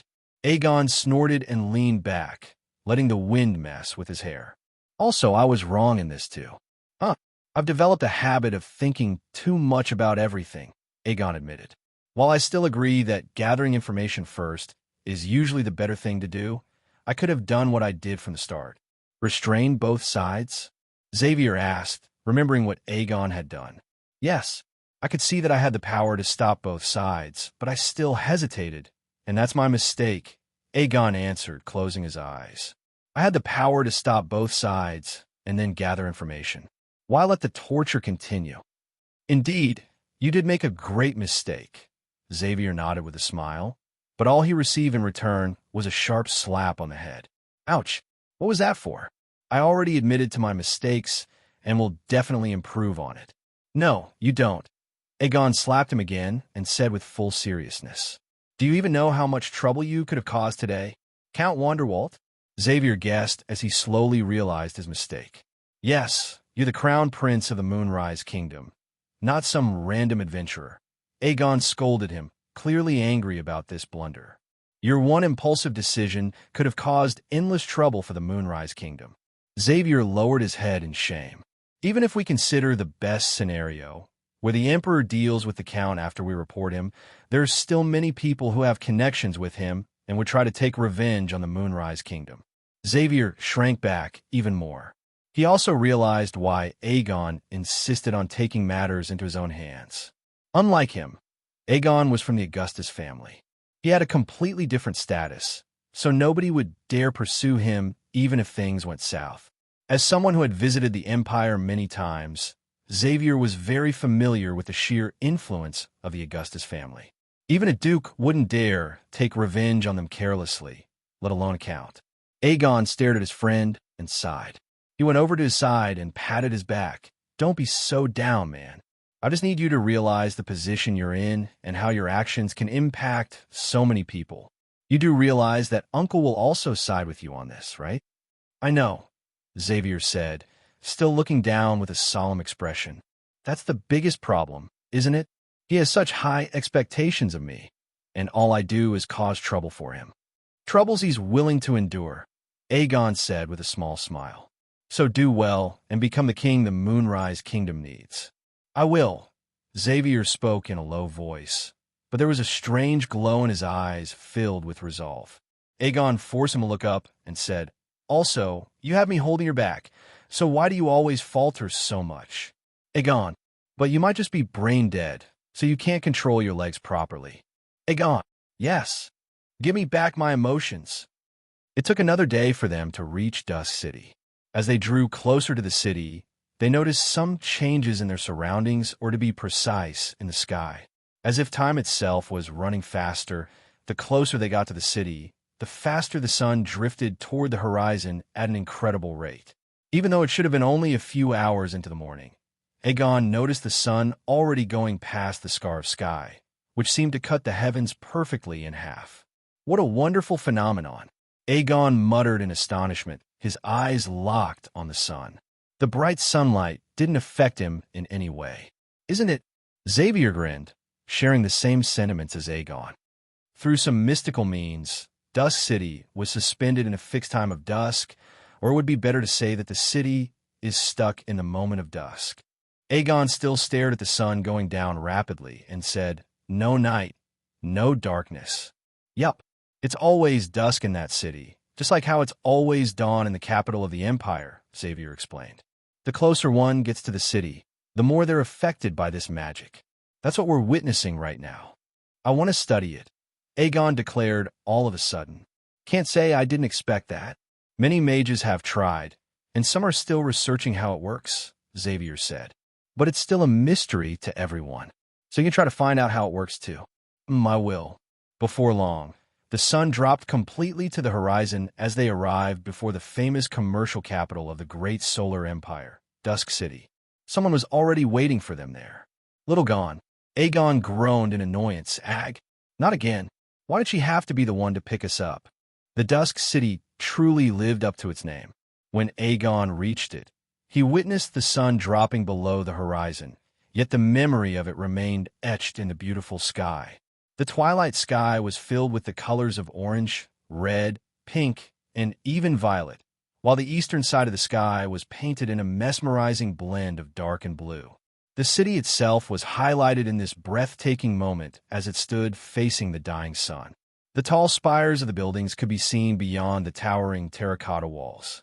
The bricks seemed to absorb the surrounding light and diffuse it softly into the atmosphere. While he was admiring the view, they reached the thick metal gates, and that was when he heard that familiar yet annoying voice, making him groan in frustration. "Sister." He rolled his eyes upon seeing Xavier jump off the carriage with clearly fake tears in his eyes as he ran to hug his sister, not caring at all about where they were. Aegon also got out of the carriage and smiled at her. Standing before him was a young woman in her early 20s. She was a head shorter than him, with a wolf haircut that perfectly complemented her beautiful blue hair. She had grown into a noble beauty, but the way she carried herself certainly didn't match those refined, noble ladies. Wearing boyish clothes, she looked more handsome than beautiful. "Hey, Callie, been a while."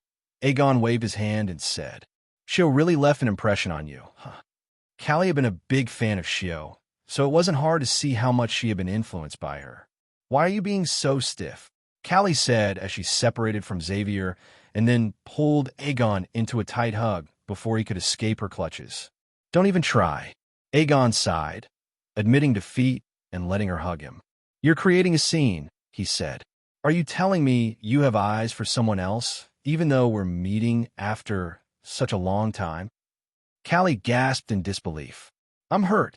Aegon rolled his eyes at her terrible acting. There was a reason he always berated Xavier for spending too much time with her. His entire dramatic side came from her. If he had to describe her in simple terms, then he would say she had inherited Shio's reckless and independent nature while mixing in her own overdramatic flair. Callie, he sighed again. I'm glad to meet you again. That's better, Callie grinned and said. Also, call me elder sister. I'm the oldest among us. I'm sure Sister Luna has a say in that, Xavier pointed out. I don't care about that dimwit's opinion. Callie waved her hand dismissively and said as she stepped back from Aegon. She has more brain than you, Aegon wanted to say, but he knew that would only anger her further, so he changed the subject. Are you planning to keep us standing here forever? Oh, I almost forgot because of the excitement. Let's go. I'll show my little brothers the whole city, Callie said, overflowing with energy. First, we'll go to my house. You have a house here? Aegon asked in surprise. Yes, I don't like living in the academy much, so I bought a small house, Callie said, averting her eyes. Anyway, let's go and settle down first. Aegon nodded and turned toward Jason. Your mission is completed. Understood, boss. Jason smiled and tapped his feet against the carriage, making it sink into his shadow before he, too, was swallowed by it. They're as weird as ever, Xavier muttered. Then, Callie led them inside the city through the metal gate. They had to pay a few coins since it was Aegon's first time entering, but the other two had identity stones that allowed them in without any issue. Whoa! The Dusk City was vast, filled with tall architecture that matched the beauty of twilight itself. The glass windows were crafted in such a way that the light constantly reflected and shimmered across them. The streets were paved with white limestone, likely enhanced with enchantments, and on each side of the street were rows of shops selling all kinds of items. As this was the commercial capital, Aegon noticed many stores selling magical goods as if they were everyday commodities. Artifacts, weapons, potions, everything seemed common here. It was like a dream city. This will be my home for a while, Aegon thought as he observed everything with a smile on his face. While walking around, he also noticed the people, the way they dressed, the way they talked, and even the way they walked. It was quite different from the Moonrise Kingdom since they had their own unique culture. Before he could focus too much on them, their northern accents drifted into his ears, but what surprised him was what they were talking about. Count Wanderwalt was publicly executed? Whoa, yes, it happened overnight. Callie noticed the change in their expressions and said, You just got here, so you probably didn't hear, but something unexpected happened last night. Count Wanderwalt, who governed Thornspire, was publicly executed this morning. Aegon and Xavier were dumbfounded. They could clearly see the shock reflected in each other's eyes. Meanwhile, Callie, completely oblivious to the tension, continued talking. Apparently, one of the secret informers of the Imperial Court reported to His Majesty that Count Wanderwalt was involved in slavery and even running it himself. His Majesty was furious and sent some of the King's Guard members to that county to confirm the authenticity of the report. Aegon calmed down slightly and said, Information like these can spread quickly, so the Emperor decided to take action immediately. Oh, that might be the reason, Callie nodded thoughtfully. Anyway, they found a lot of things there aside from slavery, which infuriated His Majesty even more, and he ordered a public execution of Count Wanderwalt and everyone involved in it. That damned old man. His reach all the way to the Emperor, or maybe he even works for him. The secret informer? Huh. Aegon wanted to facepalm as he remembered how Grandpa Sam had been insulting the Emperor so much while working for the same man. His head would be rolling on the ground if the Emperor ever learned about this. Damn old man. Since the news had already spread far and wide, Callie knew a lot about it, so Aegon and Xavier learned the whole matter through her. Still, Xavier didn't speak much as he was still surprised by Aegon's influence. He was sure Aegon hadn't used the Augustus family name. So how did he manage to get the information to the Emperor so quickly? On the other hand, Aegon was left wondering about the entire situation. Apparently, the Emperor had spared some members of the Wanderwalt family who weren't too deeply involved in the crimes, since it wouldn't look good if he slaughtered an entire noble bloodline. But most of the family members were still heavily involved in far worse things, so they were executed publicly. Aegon knew the Emperor had done it in such a way to send a message throughout the Empire.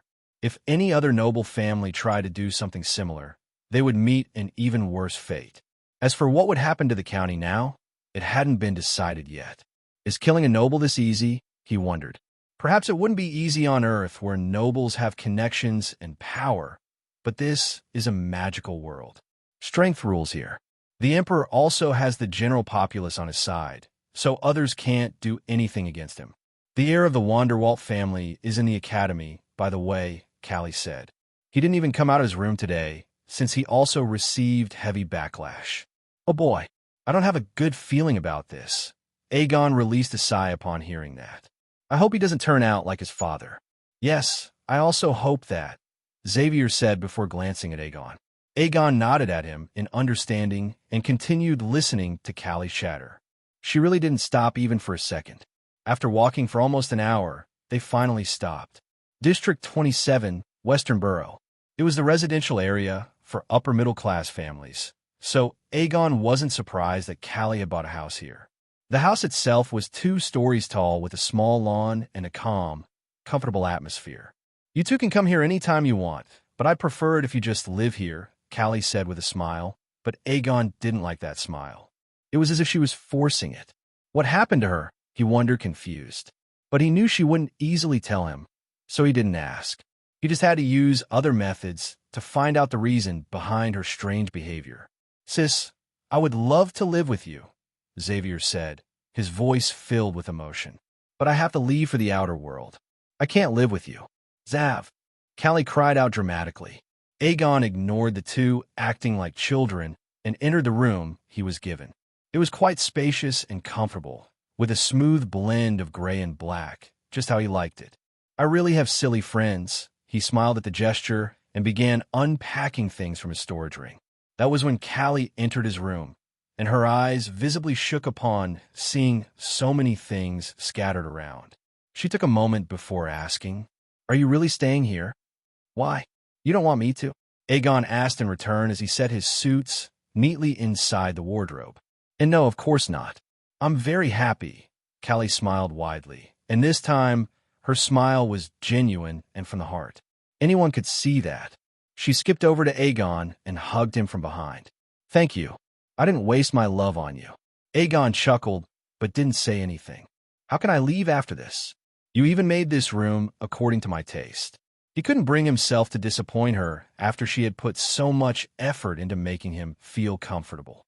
"Don't you want to experience dormitory life?" Xavier asked as he also began helping him set things in order, but only ended up making a bigger mess. "Don't touch my things, idiot."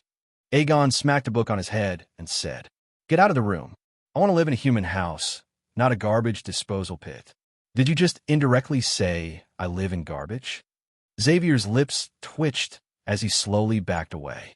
"No," Aegon said, and when Xavier relaxed slightly, he added, "It was direct and right to your face." "Ha ha ha."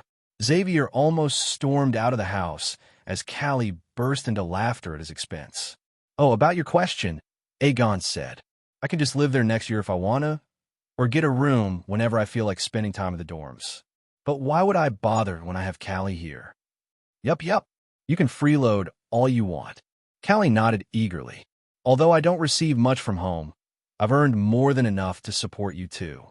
"That's clear from the fact you managed to buy a house in such a good area," Aegon thought before asking, "How many shops did you rob?" "Not many. Just one per month," Callie replied playfully without missing a beat. "Can I join you two on your next heist?" Xavier asked, rubbing his hands together with a wide grin. Aegon and Callie looked at each other for a moment before answering in unison. "No, even a mosquito could catch you. They'd probably pay us out of sympathy for having to deal with someone like you. Fuck you too. Bullying me the moment you two meet each other again. Aegon and Callie burst out laughing at his fuming expression, which didn't last long, as Xavier also broke into laughter a moment later. I really missed you too, Aegon thought. The best thing about getting reborn is being able to form connections like this again. Oh yeah, do you want to take a tour of the academy? Xavier asked after some time. The entrance exam starts tomorrow, so we can get familiar with the place first. He's giving the entrance exam? Callie asked in confusion. He can get admission without it though, right? Heck, the academy would beg him to join with his talent. Xavier knew she was right. The whole world was aware of the terrifying talent of Aegon Valeria Augustus, so it wouldn't be surprising if the academy took the initiative to recruit him themselves. I just want to take the exam, Aegon answered. So many people used to cry about exams in my previous life.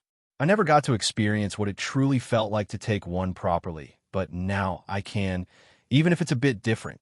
He shook his head lightly and said, I want to see the academy. In a quiet, simple room decorated with beautiful murals of many myths on the wooden walls, an old man was leaning against the wooden corner of a window. His exquisite golden eyes stared out at the distant twilight sky with a bored look on his aged yet still vigorous face. You were really aggressive and decisive this time, father. Sam heard the relaxed voice of his son behind him, but he didn't even bother turning around. He simply took out a cigarette, stared at it for a few seconds, and then replied, They went too far. Slavery is forbidden, yet they actually dared to use them in those dangerous mines. Not to mention, they were trying to contact demons. His son was obviously surprised, as this wasn't public information. Yes, they were planning to sell the mana stones found in those mines to the demons, Sam said, finally lighting up the cigarette. They should be happy I didn't have their whole bloodline eradicated. His son, a middle-aged man with handsome features and striking red hair, could only nod in agreement. Still, something felt off about all this. You aren't usually this hasty, father, the man said. Is it because the news came from the Valerian? Sam didn't reply immediately. He released a puff of smoke from his nostrils, then inhaled deeply and exhaled again before speaking. I owe his family too much, Michael, Sam sighed. We owe them everything. Their contributions are immeasurable. That is certainly true, Michael nodded in agreement, his eyes flashing with admiration. Everyone in our family knows that. They know it, but don't want to acknowledge it. Bunch of trash, Sam snorted, taking another drag from his cigarette. Anyway, I just didn't want him to have a bad first impression of this empire. It's the home his family shed blood for, so I don't want him thinking it's a garbage pit.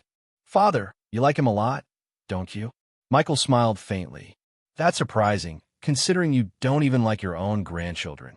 It has nothing to do with that, Sam said, a flicker of hope rising in his eyes. He's the key to our survival from retribution. Michael felt his body tremble as the meaning of those words registered in his mind. He couldn't believe it at first, but then he did. He knew his father wouldn't joke about something like this. Retribution. Most of the people on the Triana continent wouldn't understand the true meaning of that single word, but Michael did. He knew exactly what it represented, and that was what sent chills down his spine. Are you serious? Michael blurted out, forgetting the respectful tone he usually used with Sam. I wouldn't say that without meaning it, Sam replied in a stern voice. He's the only one in the past 10,000 years to have this chance. You truly hold him in high regard, Michael said, wiping the sweat forming on his forehead. So all of this is to appease him? Michael, when did you become so dumb? Sam closed his eyes, as if the future he saw behind them was filled with retribution. A Valerian can never be controlled. It's always best to let them be free. Dragons aren't meant to be slaves. They're born with wings to rule the skies. His finger brushed past the burning part of the cigarette, extinguishing it as he continued. We have no role in the retribution. Aegon will see it and make the decision himself. I just believe he will make the right choice. He smiled faintly and said, He's the sun, after all. The sun can preserve, not save, Michael said, stepping closer to him. But if it's really as you say, then you just want him to see the world and learn more about it, don't you? Yes, his choice depends on the person he will become. Sam nodded slowly. I believe in the potential he bears as a person. I like him. A warm smile automatically formed on his lips as he remembered the nonsensical arguments he often had with Aegon. Really, he's just an innocent child who tries to act like an old soul. Sam chuckled softly. But all I see is a kid, nothing else. An excited and enthusiastic child who yearns to learn more about this world. And that's something I love about him. Ah, he sounds like an interesting person, Michael laughed. I really expected the worst when I heard he was born with both Augustus and Valerian bloodlines. Sam hummed in agreement, since even he had been worried back in those days. It truly was a dangerous combination. The ironic thing about all this is that the last from the Chun clan raised him, Sam said, laughing at the memory. I still can't believe someone like her actually managed to raise a well-mannered child. Michael sighed in disbelief. It's a miracle. After a few moments of silence, Michael asked, Father, are you really sure we can survive the retribution when it comes? I wasn't sure before, but I am now, Sam replied calmly. Aegon will make the right choice. I truly hope so, Michael muttered before glancing at the cylindrical object in Sam's hand. Can you give me one? No. I have a limited stock. Sam quickly hid the half-burnt cigarette, as if afraid Michael would snatch it away. Father, you could just have someone make more of them, Michael said irritably, wrinkling his nose. I just want to see what it's like. It's not mine, so I don't have any right to reproduce it, Sam grunted, pushing his son aside. And that damned brat won't give me more. How is that my fault? Father, since when did you start following rules? You and morality don't belong in the same sentence. Michael shot back, trying to snatch the cigarette.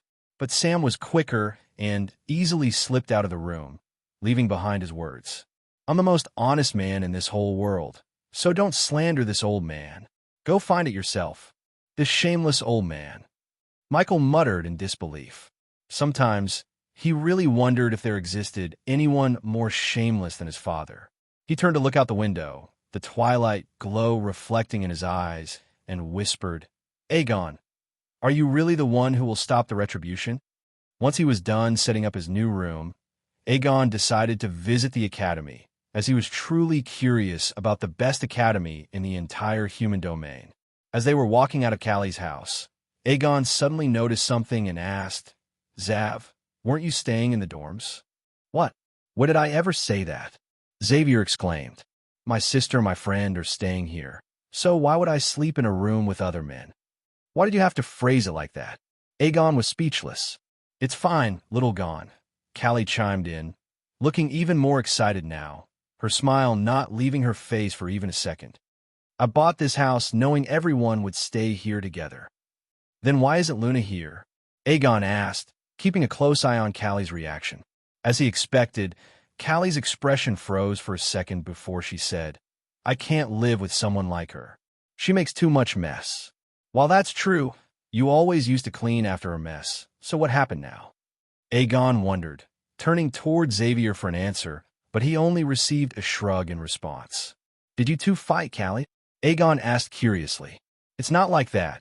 Callie averted her eyes and said quickly, that dimwit can't fight. This is even more suspicious. What actually happened in the last few years? Aegon thought, in confusion. As the oldest among their group, Luna and Callie had been the first to attend the academy, so they had left several years ago.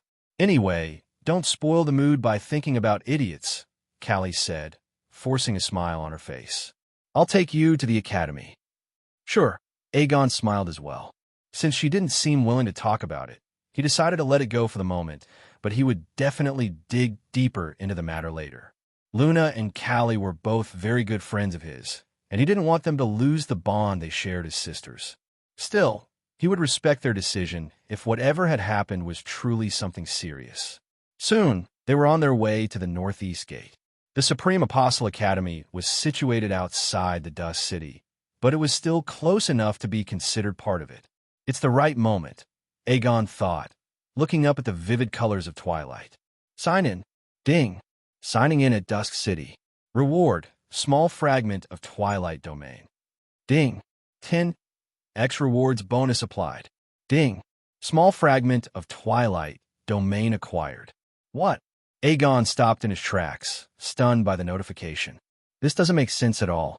Something the matter? Xavier asked, munching on some street food. Do you also want to buy something? No, it's nothing. Aegon shook his head, regaining his composure. The scenery from there is just too good, so I took a moment to capture it in my memory. I really envy your perfect memory, Xavier groaned, biting his food even more aggressively. I could have easily passed the theory classes if I had that. Aegon smiled faintly, and they resumed their journey, but his mind was still on the reward he had just received. Even when I got the fragment of Skybreaker, the bonus turned it into the real artifact, and it was actually a transcendent rank. He stared at the notification again and thought, it started as a small fragment, and even after the bonus, it's still a small fragment. The system has never been wrong, so the only possibility is that the real and complete Twilight domain is just too high-ranked, much higher than even Skybreaker. His body involuntarily shuddered at the thought as he turned toward the west. Domain, huh? Domains were a common concept in progression fantasy novels, so he was familiar with the idea. The problem was that in some stories, domains were too weak, and in others, they were absurdly overpowered. Now, he couldn't quite understand what this domain was, but he had a few guesses, though he knew most of them could be wrong, if not all. Seems like domains are high-tier stuff. I'll just have to see if I can find information about them. At least one thing's certain, it's not common knowledge. Aegon decided to store the small fragment of Twilight domain in the deepest slots of his inventory. Even by accident, he didn't want to take out something so high-tiered. Just the Mythical-Rank technique had almost frozen him for eternity. The only comforting thing was that he got Skybreaker after the 50x reward bonus, rather than the usual 10x rewards bonus. What are you thinking of creating now? Xavier's voice pulled him out of his thoughts, and Aegon realized he had missed part of their conversation, but he didn't think much of it. It was most likely just some nonsense anyway. Nothing. Aegon stopped mid-sentence as he noticed they had already left the city and were now standing before a giant structure that screamed power just from its presence. Is this the academy? Aegon asked, his eyes widening. Aegon had been fascinated with magic and the mystical world from the very start. After awakening, he began to learn more about magic, and his interest and curiosity only grew even stronger. If he answered one question, 100 more would appear before him, each waiting for him to uncover their secrets. From that moment on, he had decided he would definitely follow the mage pathway, as he wanted to learn more about the mysterious ways in which the world worked. That also became one more reason for him to explore the world, for there were so many bizarre and wondrous things he wanted to witness with his own eyes. On his way to the academy, he had already encountered many strange phenomena, yet none of them could compare to what he was seeing right now. Just to make sure he wasn't imagining things, he moved closer to the academy and finally examined the bottom of it carefully. It's really a river, he muttered in disbelief. There was no visible beginning to the river. Upon closer inspection, he could clearly see that the water was pouring into the river straight from the void. It came out of nowhere and also disappeared back into nothingness. This is just incredible, Aegon mumbled to himself. Should I use my eyes? No, I'll receive a backlash. I still need to increase my mastery over them before I can endure their usage. Amazing, isn't it? Xavier asked, patting his back as he pointed toward the Titanic hand.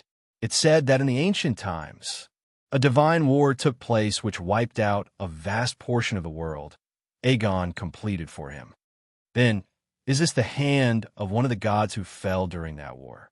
Learning about the world also meant studying its history, so Aegon had read several books on the subject. However, since he focused more on the mystical and theoretical aspects of magic, his knowledge of history and geography was relatively limited. At least that's what the myths say, Callie added from the side. Apparently, the giant is sealed beneath us, and the Essence River is the seal that ensures it doesn't awaken. It's said that this hand got stuck when that god tried to escape the seal. It could be true, but many consider it a myth, Xavier said, rubbing his chin thoughtfully. Many have tried researching underground, but no one has found anything substantial. The river can come from nowhere and vanish the same way. Aegon rolled his eyes. Then why can't the rest of the body be sealed using some mystical means? Makes sense, Xavier scratched his forehead and said. Anyway, no one's ever been able to solve the mystery, but I'm sure the dean and higher echelon of the academy know more about it. I guess I have another goal now, Aegon smiled and declared. I'll get them to reveal the secrets somehow. I want to know more about this hand and the way this river works. He genuinely wondered how someone or something had managed to create something so extraordinary and make it last for so long. From what he knew, the Supreme Apostle Academy had been established over 2,000 years ago, and it had remained like this ever since. They definitely used the law of space, but what else, he thought. Oh, you weren't surprised by the water? Callie asked curiously. I sensed its unique nature. So only a little, Aegon replied calmly. The uniqueness of the river came from the fact that the water wasn't ordinary at all. It was condensed essence of the world, what mages called mana. It had been condensed to such an extreme degree that it had liquefied into a vast and flowing river. It was difficult to imagine what kind of force or entity could achieve such a feat. The ancient times were really terrifying, Xavier said, shivering as he gazed down at the flowing essence. Be careful of the river, Gon. If you bathe in it, you'll die. You think I have the same number of brain cells as you? Aegon smacked his back and said, It's obviously dangerous. Only an idiot would think of jumping into it. I have to agree with little Gon here, Callie said, suppressing a laugh before raising her head. Anyway, let's head to the academy. Just a second, Aegon said before tapping his earring, changing his appearance back to his original form. His golden eyes once again shone brilliantly under the twilight, blazing like the last light of the fallen sun. You're going there like this? Xavier raised an eyebrow. I promise you, I wouldn't hide my identity, Aegon shrugged. Besides, I don't see any reason to hide it in the academy anyway. I know, I was just surprised, Xavier admitted. Then, Callie led them to the front of the colossal hand, where they had a better view of its massive palm and the 5 giant fingers stretching out like mountains. A long staircase connected the palm to the ground. It was the only visible entrance to the academy. They reached the base of the stairs, where 2 guards stopped them. After checking their identities, they were allowed to pass. Obviously, the guards didn't recognize Aegon at first, but his golden eyes were more than enough of a giveaway. Still, the main reason he was allowed in so easily was because of Callie's status as a student of the academy, and Aegon was listed as her guest. As they ascended the hundreds of stairs, Aegon asked, Does the academy rely on a merit-like system? You already know about the merit system? Callie nodded. Yes, merits are everything in the academy. No other currency works here, and resources can only be bought using merits unless you receive them as rewards from the academy or one of the houses. Houses? Aegon asked. Are there groups within the academy? Yes, Callie explained.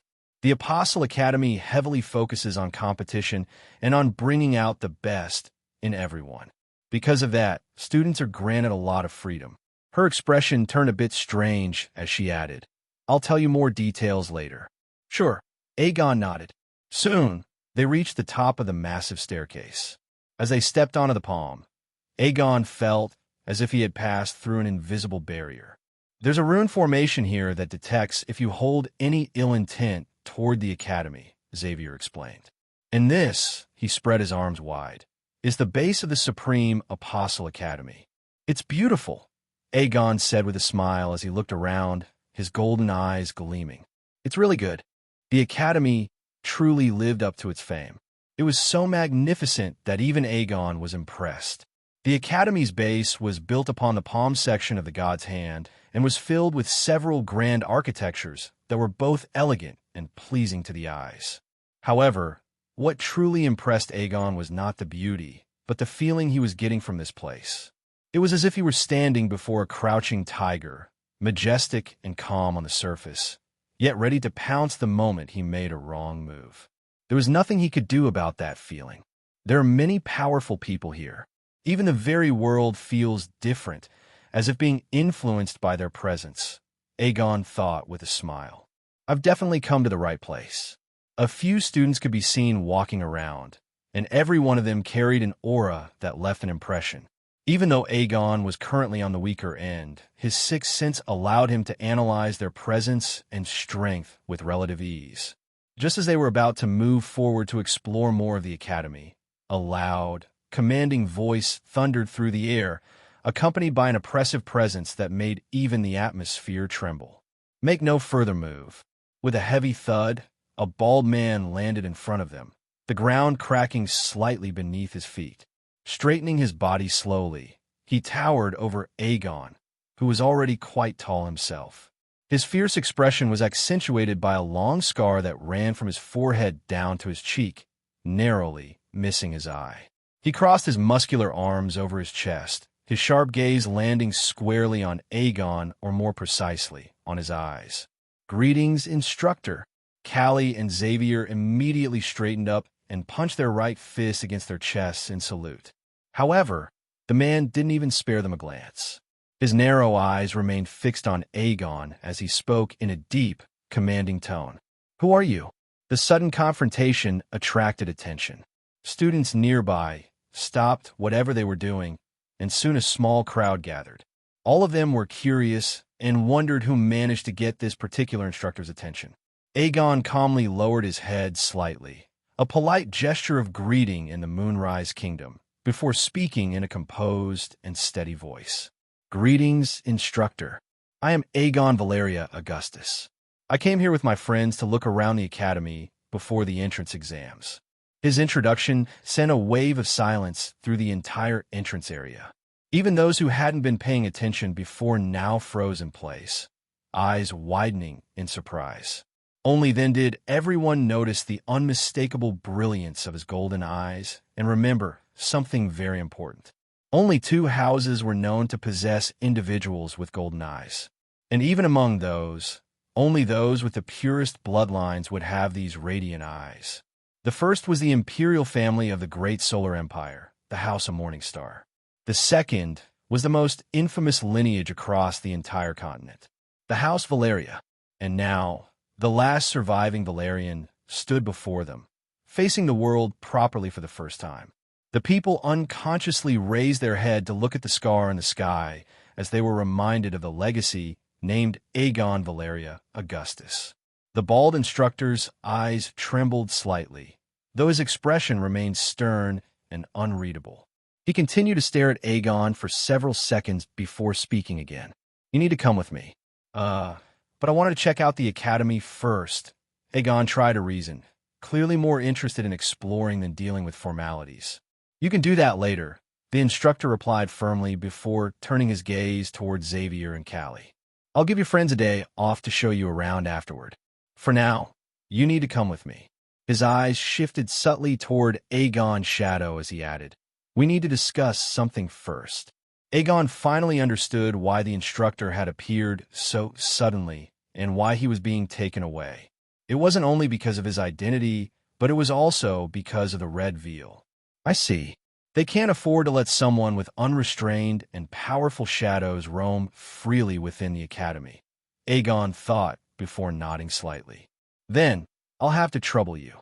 He turned toward his friends and said, "I'll be back soon." "It's fine. We can explore later," Callie said hurriedly, practically pushing him forward as if afraid he might refuse. "Your matter is more important." Aegon rolled his eyes at her nervous expression and turned back to the instructor. "Please lead the way." In the next instant, the bald instructor appeared right beside him and placed a firm hand on his shoulder. "Tell them not to do anything reckless," he said quietly. Aegon nodded with a faint smile toward his shadow. A moment later, his surroundings blurred. He didn't feel disoriented, though, as he had already grown used to this sort of rapid teleportation, thanks to Shio's constant habit of dragging him around the city in a blink. Either Aegon's perception had grown sharper, or the instructor was weaker than Shio, because this time he could clearly track the spatial movement and sense their destination. The red thumb, Aegon realized as the surroundings came into focus. Before him stood what looked like a massive mountain peak shaped like a thumb, one of the 5 divine fingers of the god's hand. The instructor took him all the way to the very top, where a solitary 3-story wooden building stood proudly. Aegon noticed other structures along the way, but none as prominent as this one. It clearly served as the central administrative office. The bald instructor stopped there and gently released his grip on Aegon's shoulder before bowing respectfully. "I've brought him, Elder Sherwin. You may leave." Before Aegon could even fully register the situation, a powerful yet serene voice echoed all around him. It was impossible to pinpoint the exact direction, as it seemed to come from everywhere at once. He looked at the wooden building before him as shadows beneath his feet rippled faintly. "It's fine," he muttered, glancing briefly at the instructor. The bald man bowed once more, giving Aegon a curious look before turning around and departing silently. "You can come inside, child," the same deep voice called again. "Thanks for having me then," Aegon said with a light exhale as he pushed open the door and stepped inside. The moment his foot crossed the threshold, the world around him blurred again for a split second. When his vision cleared, he found himself standing inside what appeared to be an office, though calling it that felt generous. Dozens of bookshelves lined the walls, overflowing with scrolls and papers. Documents were piled everywhere, on desks, on chairs, even on the floor. It was absolute chaos. There wasn't enough clear space to even take a proper step forward. "I'm here," a calm voice spoke from behind a mountain of papers. Aegon turned toward it and found a middle-aged man sitting behind the clutter, his silver hair neatly tied back. He adjusted the monocle over his right eye and smiled warmly. "Take a seat, Aegon," he said. "I am Aemon Sherwin, the Dean of the Supreme Apostle Academy, and I believe we have quite a few things to discuss." Aegon silently took a seat before Aemon, trying to mask his thoughts from showing on his face. Still, he was quite speechless as he observed the man before him. What are the chances that a man named Aemon has a monocle on his right eye? That guy didn't reincarnate from that novel here, right? He shook off those ridiculous thoughts and focused his gaze on the Dean, calm and collected. "For starters, why don't you call one of them out?" Aemon asked as he set aside the papers on his desk. "I don't feel comfortable having a bunch of them wandering around like this." Aegon nodded slightly and called out, "Hecht." In the next moment, the shadows stirred, rising around his feet before partially taking shape. Hecht didn't fully manifest, preferring to remain in her shadow form, but the cold aura that surrounded her was palpable. Her piercing gaze remained locked onto Aemon. Quite the fierce one. "I should have expected that from the top of the red veil," Aemon said with a smile before turning back toward Aegon. "Now then, can you tell me what you want from this academy?" "Answers," Aegon replied instantly. Aemon leaned back in his chair, amusement flickering in his eyes. "Continue." "There's really nothing to continue," Aegon said, shrugging his shoulders. "The world of magic holds too many questions, and I want to find the answers to every single one of them. The academy seems like the best place to start." "I see. That's an interesting answer," Aemon said, smiling faintly at his words. "Though," Aegon added casually, "it's also because I wanted to attend an academy anyway, and this just happens to be the best one." Aemon studied him for a long moment before chuckling softly. "You're really unlike other Augustus." "Is that all, sir?" Aegon asked, a bit confused as to why Aemon had called him here, considering he hadn't even mentioned the red veil problem. "Yes, that's all," Aemon said as he removed his monocle and began cleaning it with a cloth. "I've heard of your intelligence, so I'm sure you're aware that many things will be expected of you here." "I only care about expectations if they come from my loved ones," Aegon replied firmly. Aemon smiled at his response and continued. "Your friends must have already told you how this academy functions.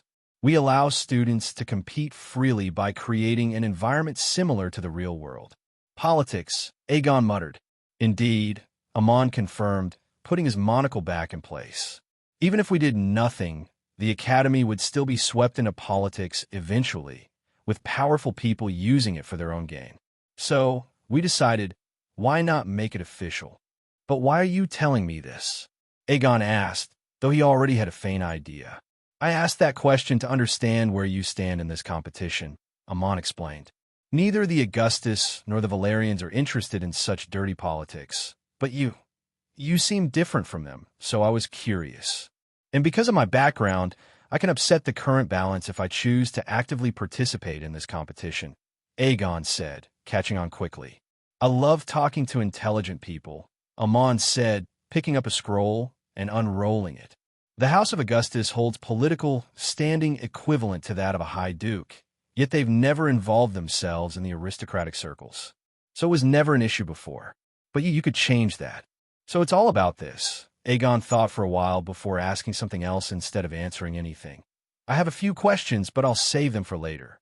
The only thing I want to ask right now is, how do other students handle this academy?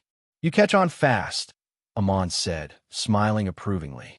If the academy really allowed political dynamics to flourish within its grounds, that would make things extremely difficult for common-born students to achieve success. After all, resources would undoubtedly be controlled by the houses that sat at the top. If one wanted access to them, they'd have to join those houses. And if Aegon's guess was correct, those same houses were linked to the aristocratic factions in the outside world, meaning that joining them was essentially pledging allegiance to those powerful families. Each finger of the god's hand represents something within the academy, Amon said, raising his hand as if to demonstrate. The last and smallest finger represents the academy itself. Seeing Aegon's confusion, he elaborated, it exists for those who don't want to join the aristocratic factions, but still want to earn resources. What's the catch? Aegon raised an eyebrow. Do they have to serve the academy afterward? As I said, you catch on fast, Amon nodded. Yes. Otherwise, how do you think the academy has survived for so long? We train our own successors, students who don't belong to the noble circles and who swear an oath never to join them. That's actually a good system, Aegon thought. Nothing in this world is free. Everyone has to choose their own fate. I'm just too lucky to have been born the way I was. Of course, Amon continued, you can still choose to remain fully independent by completing missions and earning merits on your own. It's just a lot harder that way. Anyone can walk alone if they have the strength to support themselves.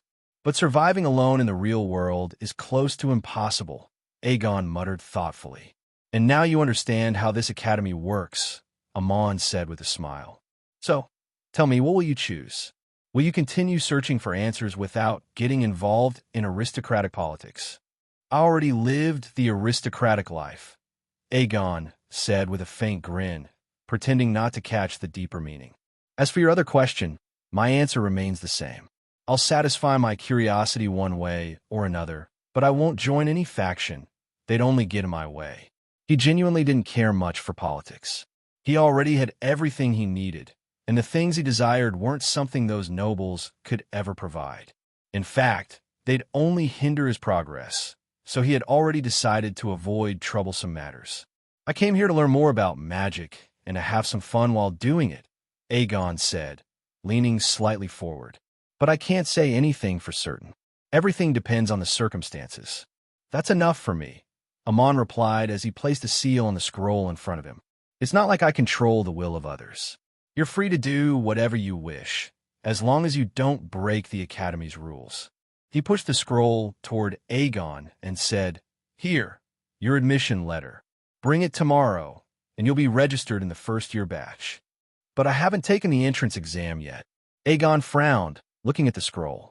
Rank 1 Knight, 3-star mana core with a strange affinity, first circle soul, and a good personality, Amon shrugged.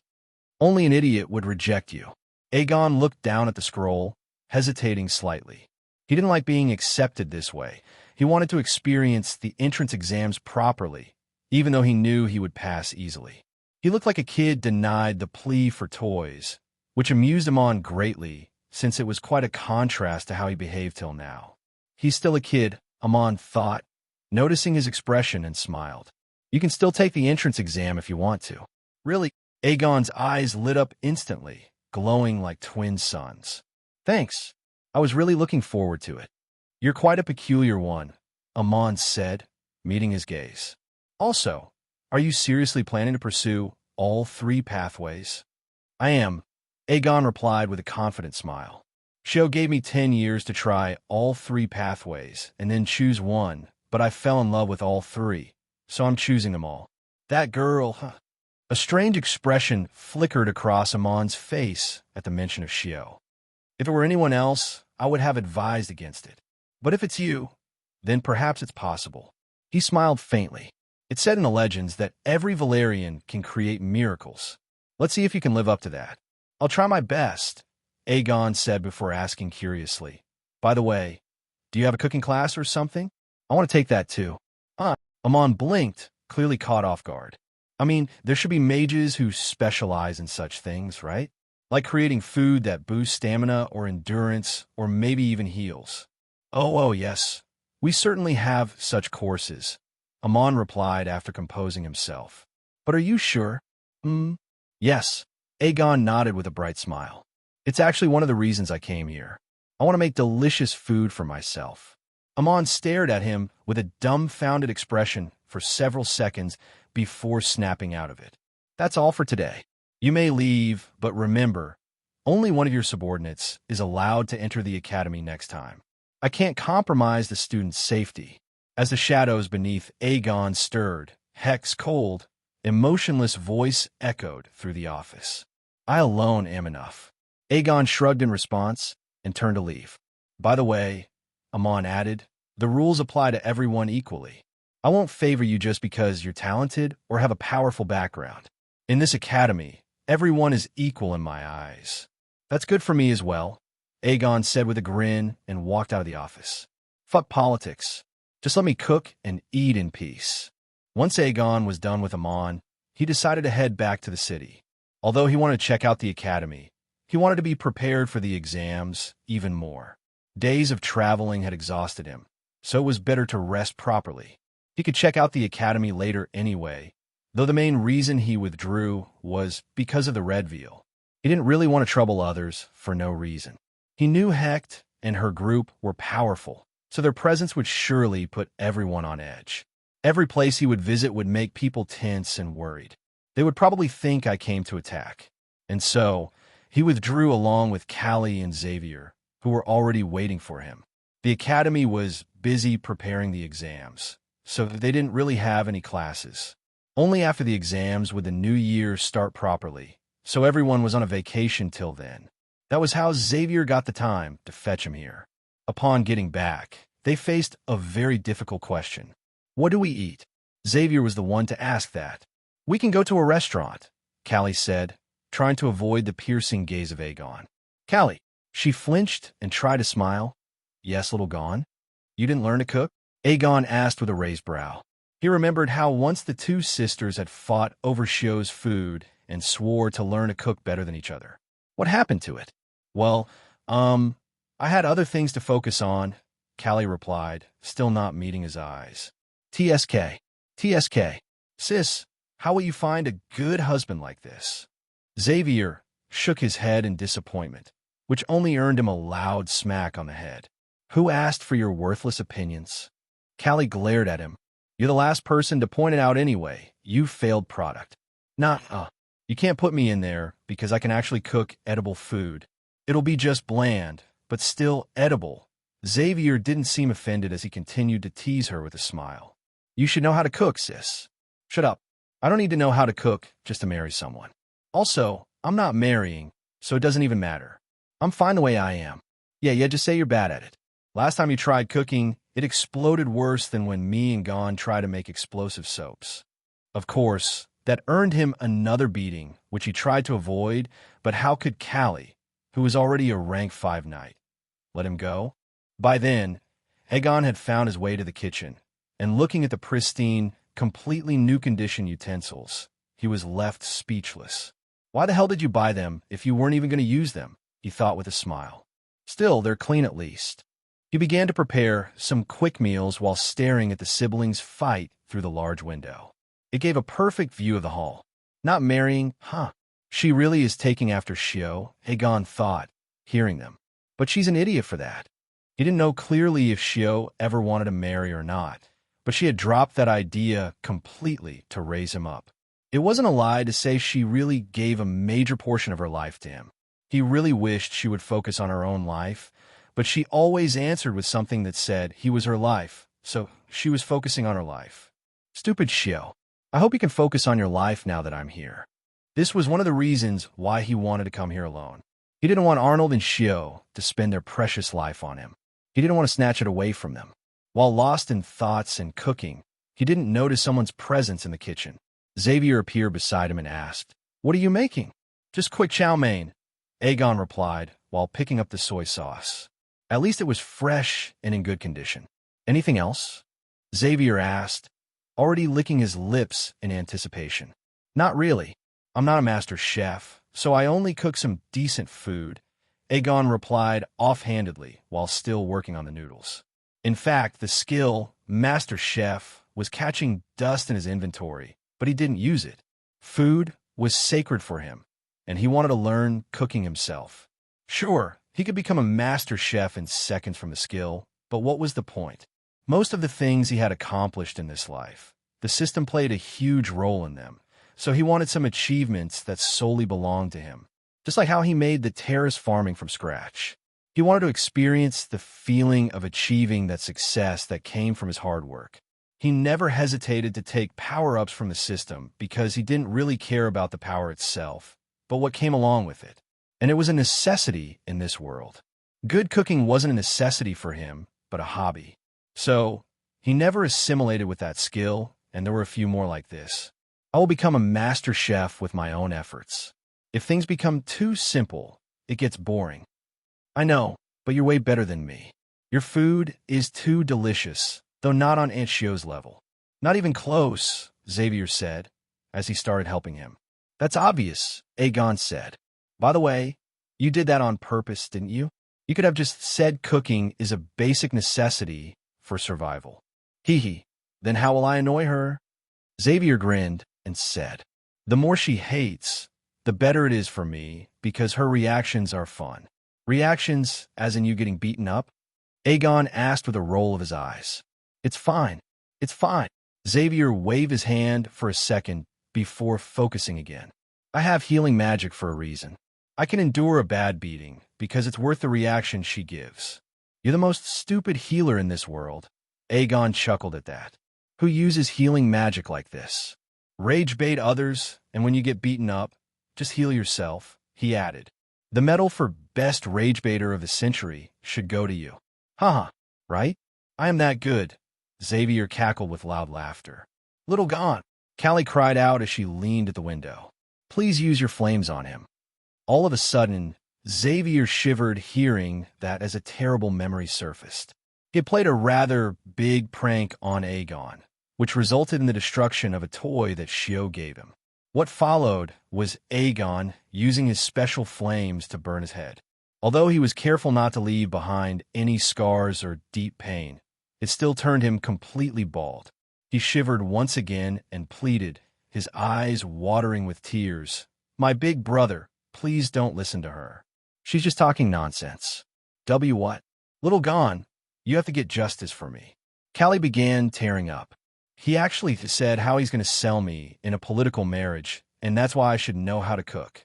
Xavier almost coughed up blood hearing that and glared hatefully at his sister. When did he ever say that? As if sensing his gaze, Callie stuck out her tongue before going back to crying again. Oh, how Xavier wished he could rip apart her fake tears. Aegon didn't even bother glancing at them, and simply continued with his work. He had long gotten used to these overgrown kids who liked to be dramatic just for the fun of it. He couldn't even bring himself to dislike it, because he enjoyed it all too. So all he did was just silently entertain himself. I am 3 years younger than one and 6 than the other, yet it feels like these two are the younger ones. It wasn't like they acted this way everywhere. No, it was particularly reserved for their close ones, and for everyone outside, they had a different personality, which was mostly a fake persona to deal with the world. This was also why he enjoyed their banter, as this was just them in their free spirit. They considered him one of their own, so they always showed their true selves to him. It was heartwarming. Once the chow mein was made, its delicious aroma filled the air, making the two forget about their feud and almost jump toward the food, but a glance from Aegon was enough for them to back away. They went to wash their hands, and then the three of them ate the chow mein silently, or rather, they were so busy enjoying it that they didn't even speak. Only after they were finished did they give a thumbs up to Aegon. It's the second best chow mein I've eaten. For me, it's still the best. I still haven't tried the chow mein of Aunt Shio. You can when you go back. Aegon spoke as he looked outside through the window. The world was still stuck in the dusk, but time still moved. Tomorrow would be the day the world would witness his talent and the hard work of a decade for the first time. I'm both excited and nervous. What a contradictory feeling. It took place once every year and brought many talented children into the light. Even though it was officially an exam for the Academy, in reality, it was also a way for powerful houses and organizations to find new talents for themselves. A noble house couldn't form a private army unless there were special conditions, so they survived and flourished through the use of their retainers.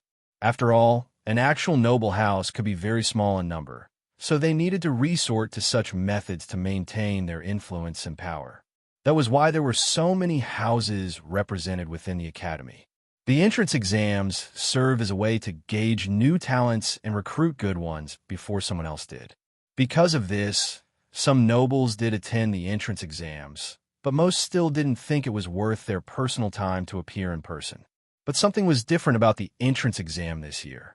Something that managed to pull even the top nobility away from their duties and make them attend in person. Not only the nobles, but also other influential figures had arrived, making the event extremely lively. Even the massive stadium was filled to the brim, but the Academy had already anticipated such a situation and made special arrangements for all the distinguished guests who would attend. Separate stands were built just for the nobles to sit comfortably, and that's exactly what they did. Those stands were filled with many noble house heads who were rarely seen on normal occasions. In one such stand, people were gossiping as usual. I can't believe a single person managed to bring everyone here.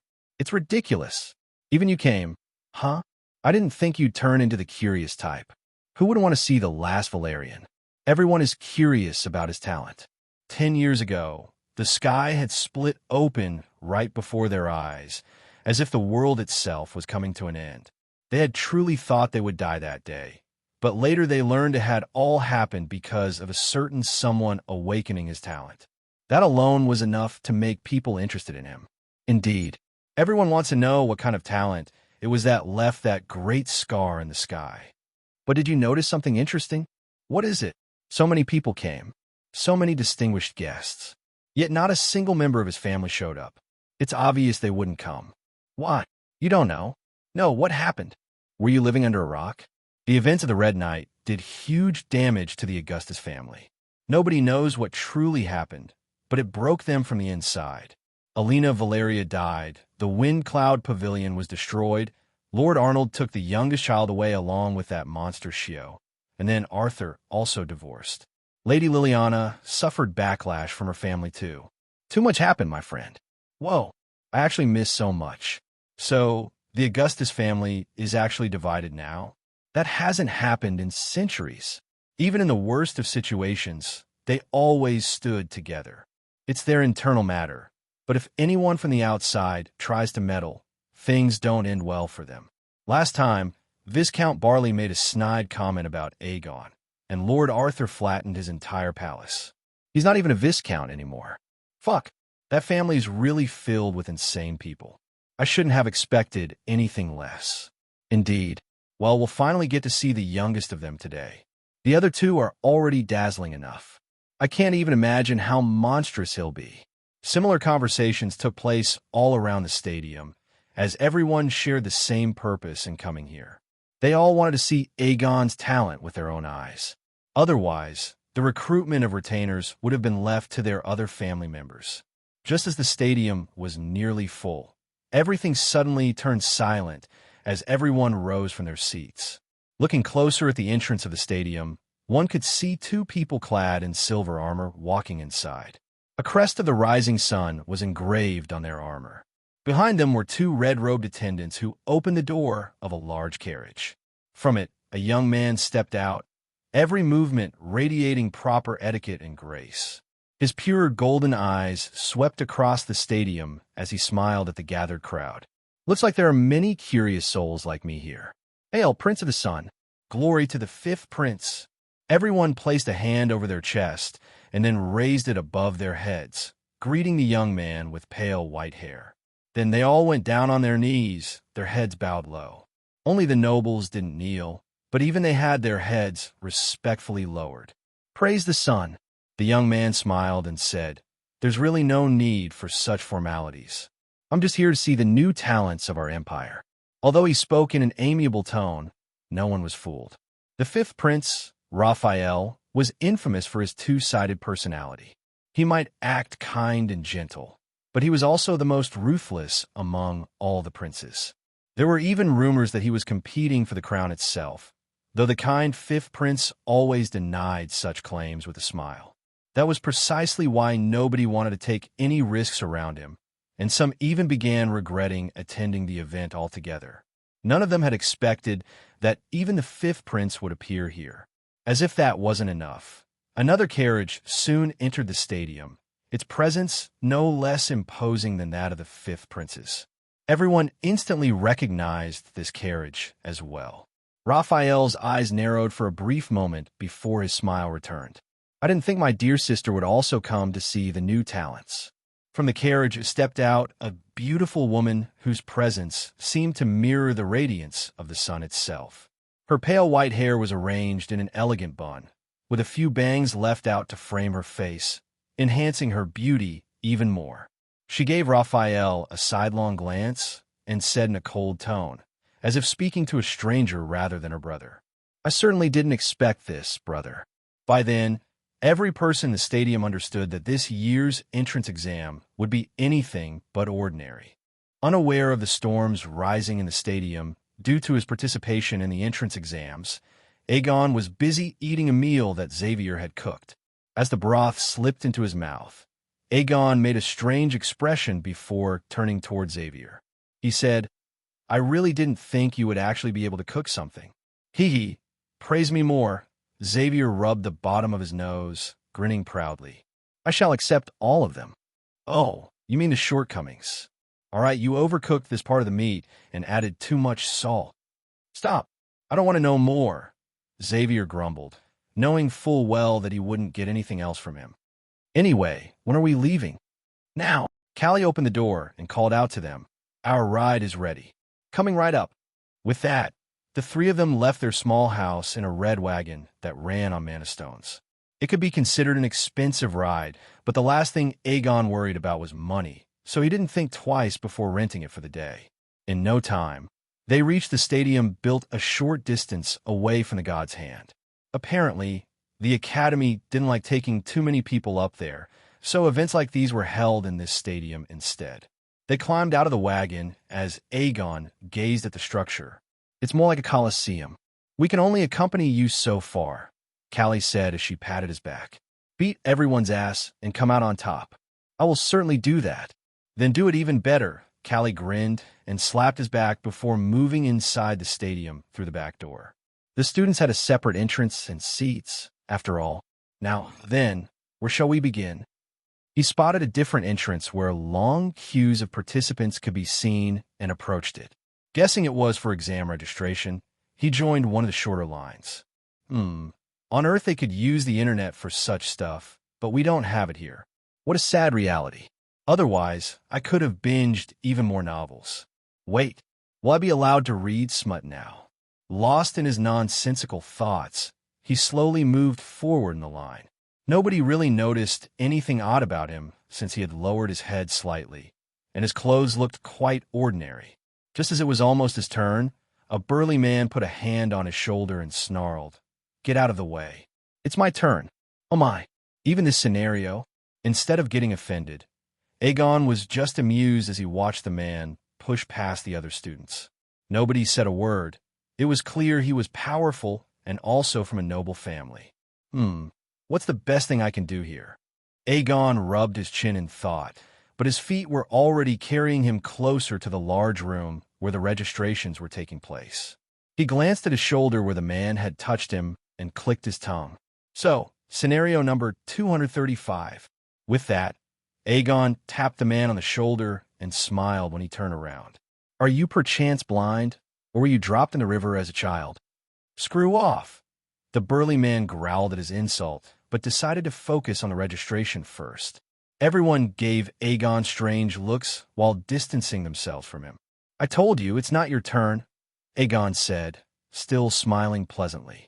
Just as the burly man raised his hand to slap him in anger, Aegon placed his own hand on those broad shoulders and effortlessly lifted the man up as if he were a small stone. Then, under everyone's astonished eyes, he threw him aside without the slightest change in expression. That should be a good show, the nonchalant vibe. Man, I'm stupid for becoming happy in this childish act. The man slammed into a nearby tree, groaning in pain as he clutched his back. His eyes, however, were full of rage as he glared at Aegon, who didn't even glance his way again. He simply moved toward the registration room, where another student from the academy was recording the participants. Even during the commotion, the student didn't bother raising his head, as if this sort of thing happened far too often. Name? He asked while writing something on a scroll. Aegon replied, making the student drop his fountain pen as his head snapped up. Aegon Valeria Augustus. The man gulped nervously and stared for a moment before answering. You are already registered and can move to the stage immediately. Huh? He didn't tell me this. Aegon muttered in confusion before shaking his head. Anyway, thanks for the work. With that, he entered the stadium, leaving behind stunned participants. Some even had a new fire of fighting spirit burning in their eyes. After passing through a narrow corridor, Aegon found himself in the vast central field of the stadium, filled with students who had come to participate in the exams. He walked forward and lifted his head, only to notice a few figures sitting at the highest seats available in the academy. He already recognized one of them, the man with a monocle on his right eye, who sensed Aegon's gaze and gave him a nod in acknowledgement. But Aegon's focus was drawn to the other two people, and he greeted the man absent-mindedly. All because they possessed the same golden eyes as him. 3 pairs of golden eyes met, each studying the other with an unspoken sense of curiosity and wonder. It was then Aegon remembered something a street food seller in Dust City had once said in passing. Most of the Imperial family members have golden eyes too. Anyone can recognize them. So, they're royalty, Aegon thought, and gave a simple nod to them, which confused many people in the stands, even among the nobles. What? He's disrespecting the 5th prince. He's already so arrogant. I knew all the Augustus were crazy, but what is this? Aegon resisted the urge to roll his eyes. It wasn't like he was being arrogant or ignoring royal etiquette. This was simply how he showed respect. A Valerian never bows their head to anyone. Neither do the Augustus. Remember that. He remembered them well. There was a reason why the whole empire feared and respected the House Augustus, and it was clearly shown by the fact that they didn't need to bow before anyone except the emperor himself. That was the level of status they held in this empire. Aegon didn't kneel or bow before the prince and princess because of that. There wasn't any need to, considering that the House Valeria never bowed before the emperor. I don't like them, Aegon thought as he averted his eyes from the royalty. Especially that guy. He's creepy. He's the 5th prince boss. I've heard some nasty rumors about him. Wanting to investigate more. Forget it, Aegon replied to Hecht, and looked around the stadium and the hovering stands upon which the nobles sat today. Wasn't this supposed to be a quiet event? As far as he was aware, there wasn't usually anything exciting about the entrance exams since most participants were still weak, so the stadium typically remained half empty.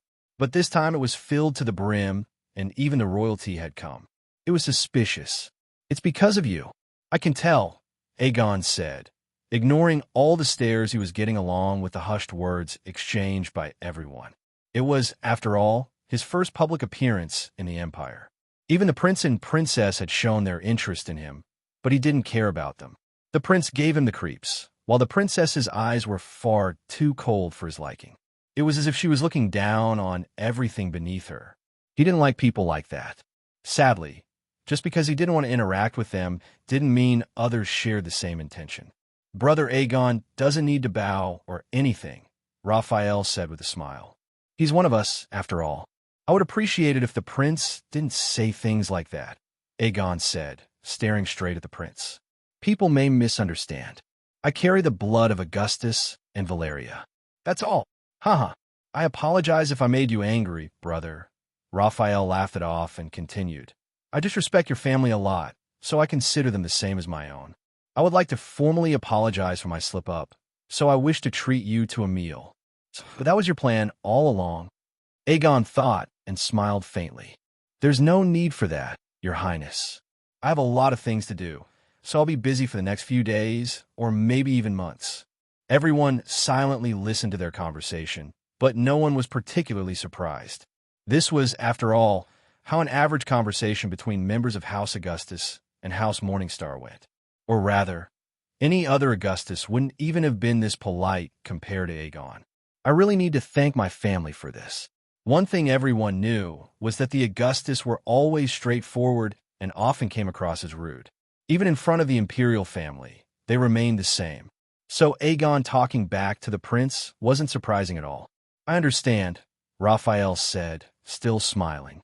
I'm a persistent one, brother, so I'll wait for you. If I ever do something wrong, I'll always apologize, even if I have to wait a long time for it.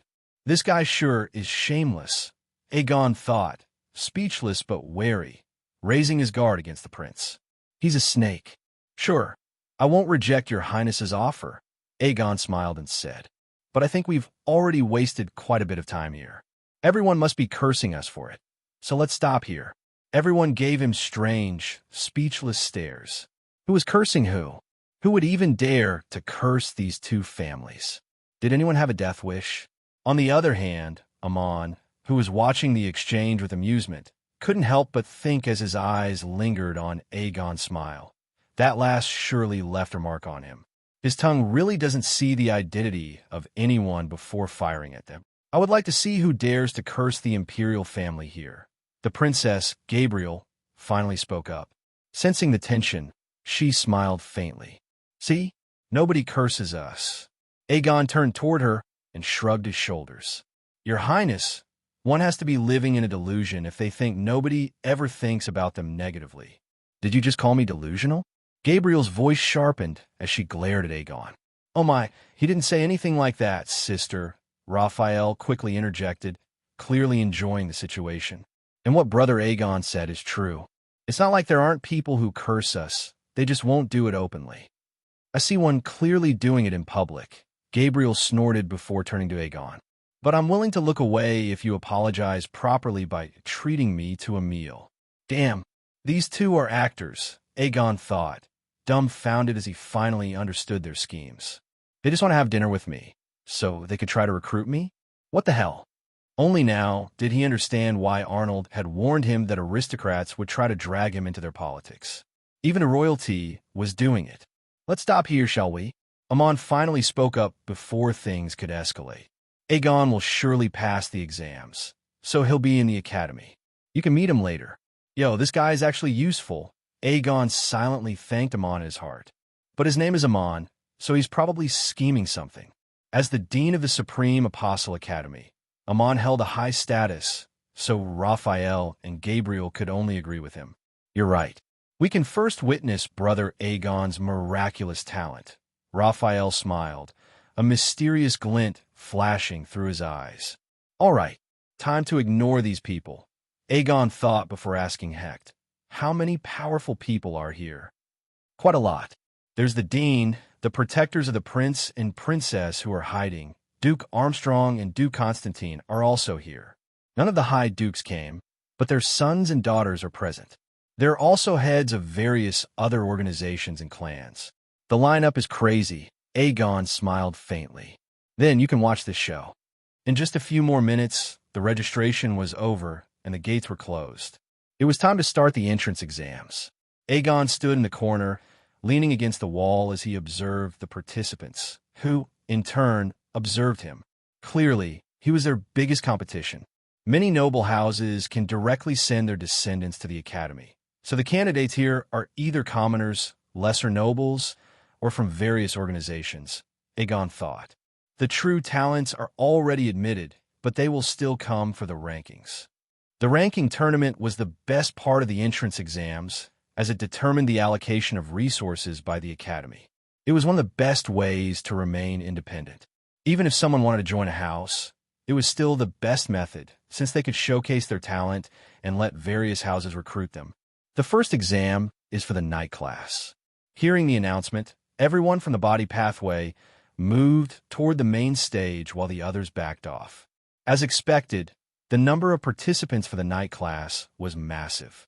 Damn, a total of 1,200 people. That was quite a lot, considering most didn't even qualify to be here. Aegon glanced at the people who stepped back and thought, mages, huh? There were exams for both the body and mage pathways, but none for the soul pathway, because there were too few people in it. Every person who awakened their sea of consciousness was automatically given admission. So, it was clear who the ones backing off were. He's following the body pathway? Not surprising, every single Augustus chooses it. Yes, but he's also a Valerian, so he must be following the soul pathway too. That's too good of a combination. Aegon waited on the stage as the voices of the crowd reached him. Then he glanced to his side and noticed a familiar face looking at him with sheer horror. "Yo, how's your back?" Aegon asked, smiling at the burly man who had messed with him earlier during registration. The man flinched and quickly bowed. "I am sorry for what I did back there. I will never do it again." Now, don't create a scene," Aegon said, glancing at how everyone was watching him. "Believe me, it won't be good for you." "I'm really sorry," the man almost cried, but Aegon just patted his back. "It's not me who will harm you, buddy," Aegon said, helping the man stand straight. "There are people delusional enough to think that by eliminating my supposed enemies, they'll earn my favor." Only then did the man understand his meaning. Looking around, he felt a chill run down his spine as he sensed the killing intent in some of the gazes fixed on him. Aegon smiled and patted his back again.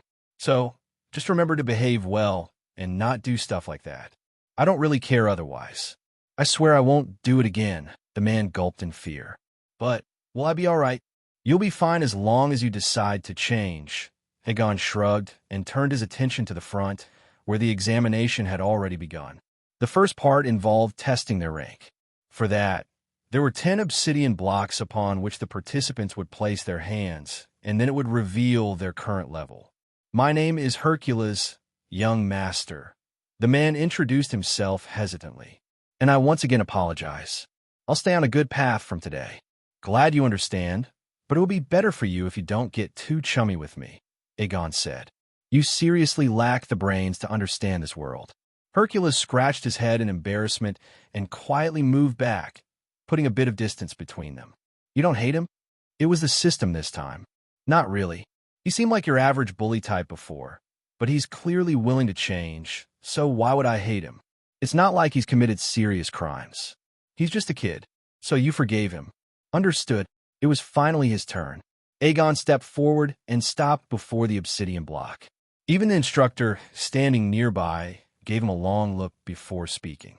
"Aegon Valeria Augustus, 15 years old. Please place your hand on the testing block." The audience stirred, and the other participants were visibly taken aback after hearing that. Everyone knew that the majority, if not all, of them were at least 17 years old, so seeing a 15-year-old here was shocking. Normally, one started cultivating at the age of 15, as that was when the body's essence began developing properly, making it the ideal age to begin cultivation. That was also why the Academy allowed 2 years before the entrance exams, so they could measure one's growth and talent accurately. Everyone took the exams at 17 for a reason.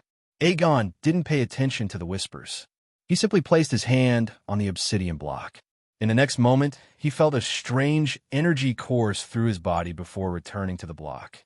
As he withdrew his hand, his gaze fell on the carved spheres embedded in the black surface, just like everyone else's. Under the heated stares of thousands, the first sphere lit up, eliciting a collective gasp from the entire stadium. But it didn't end there. The faint glow of the second sphere followed. He's already rank 1? Unbelievable. And he's just 15 this year. Fools. He's almost at rank 2. Look at the second sphere properly. As expected from an Augustus. He's a monster. His essence must be incredibly potent to reach this level at such a young age. Raphael tapped the handrest of his seat with a faint smile. You will become mine, Aegon. He is strong, Gabriel thought, her face expressionless though her mind was alight. I want him. I will have you under me, Aegon. Amon glanced at Aegon, then at the two siblings beside him, before shaking his head in amusement. Bunch of fools. You're too young to understand it, but a Valerian can never be tamed, especially one raised by that lass. You can forget all about those nasty thoughts. Of course, he didn't voice his thoughts. His lips simply curled as he adjusted the monocle on his right eye. Interesting development. Everything is going according to plan.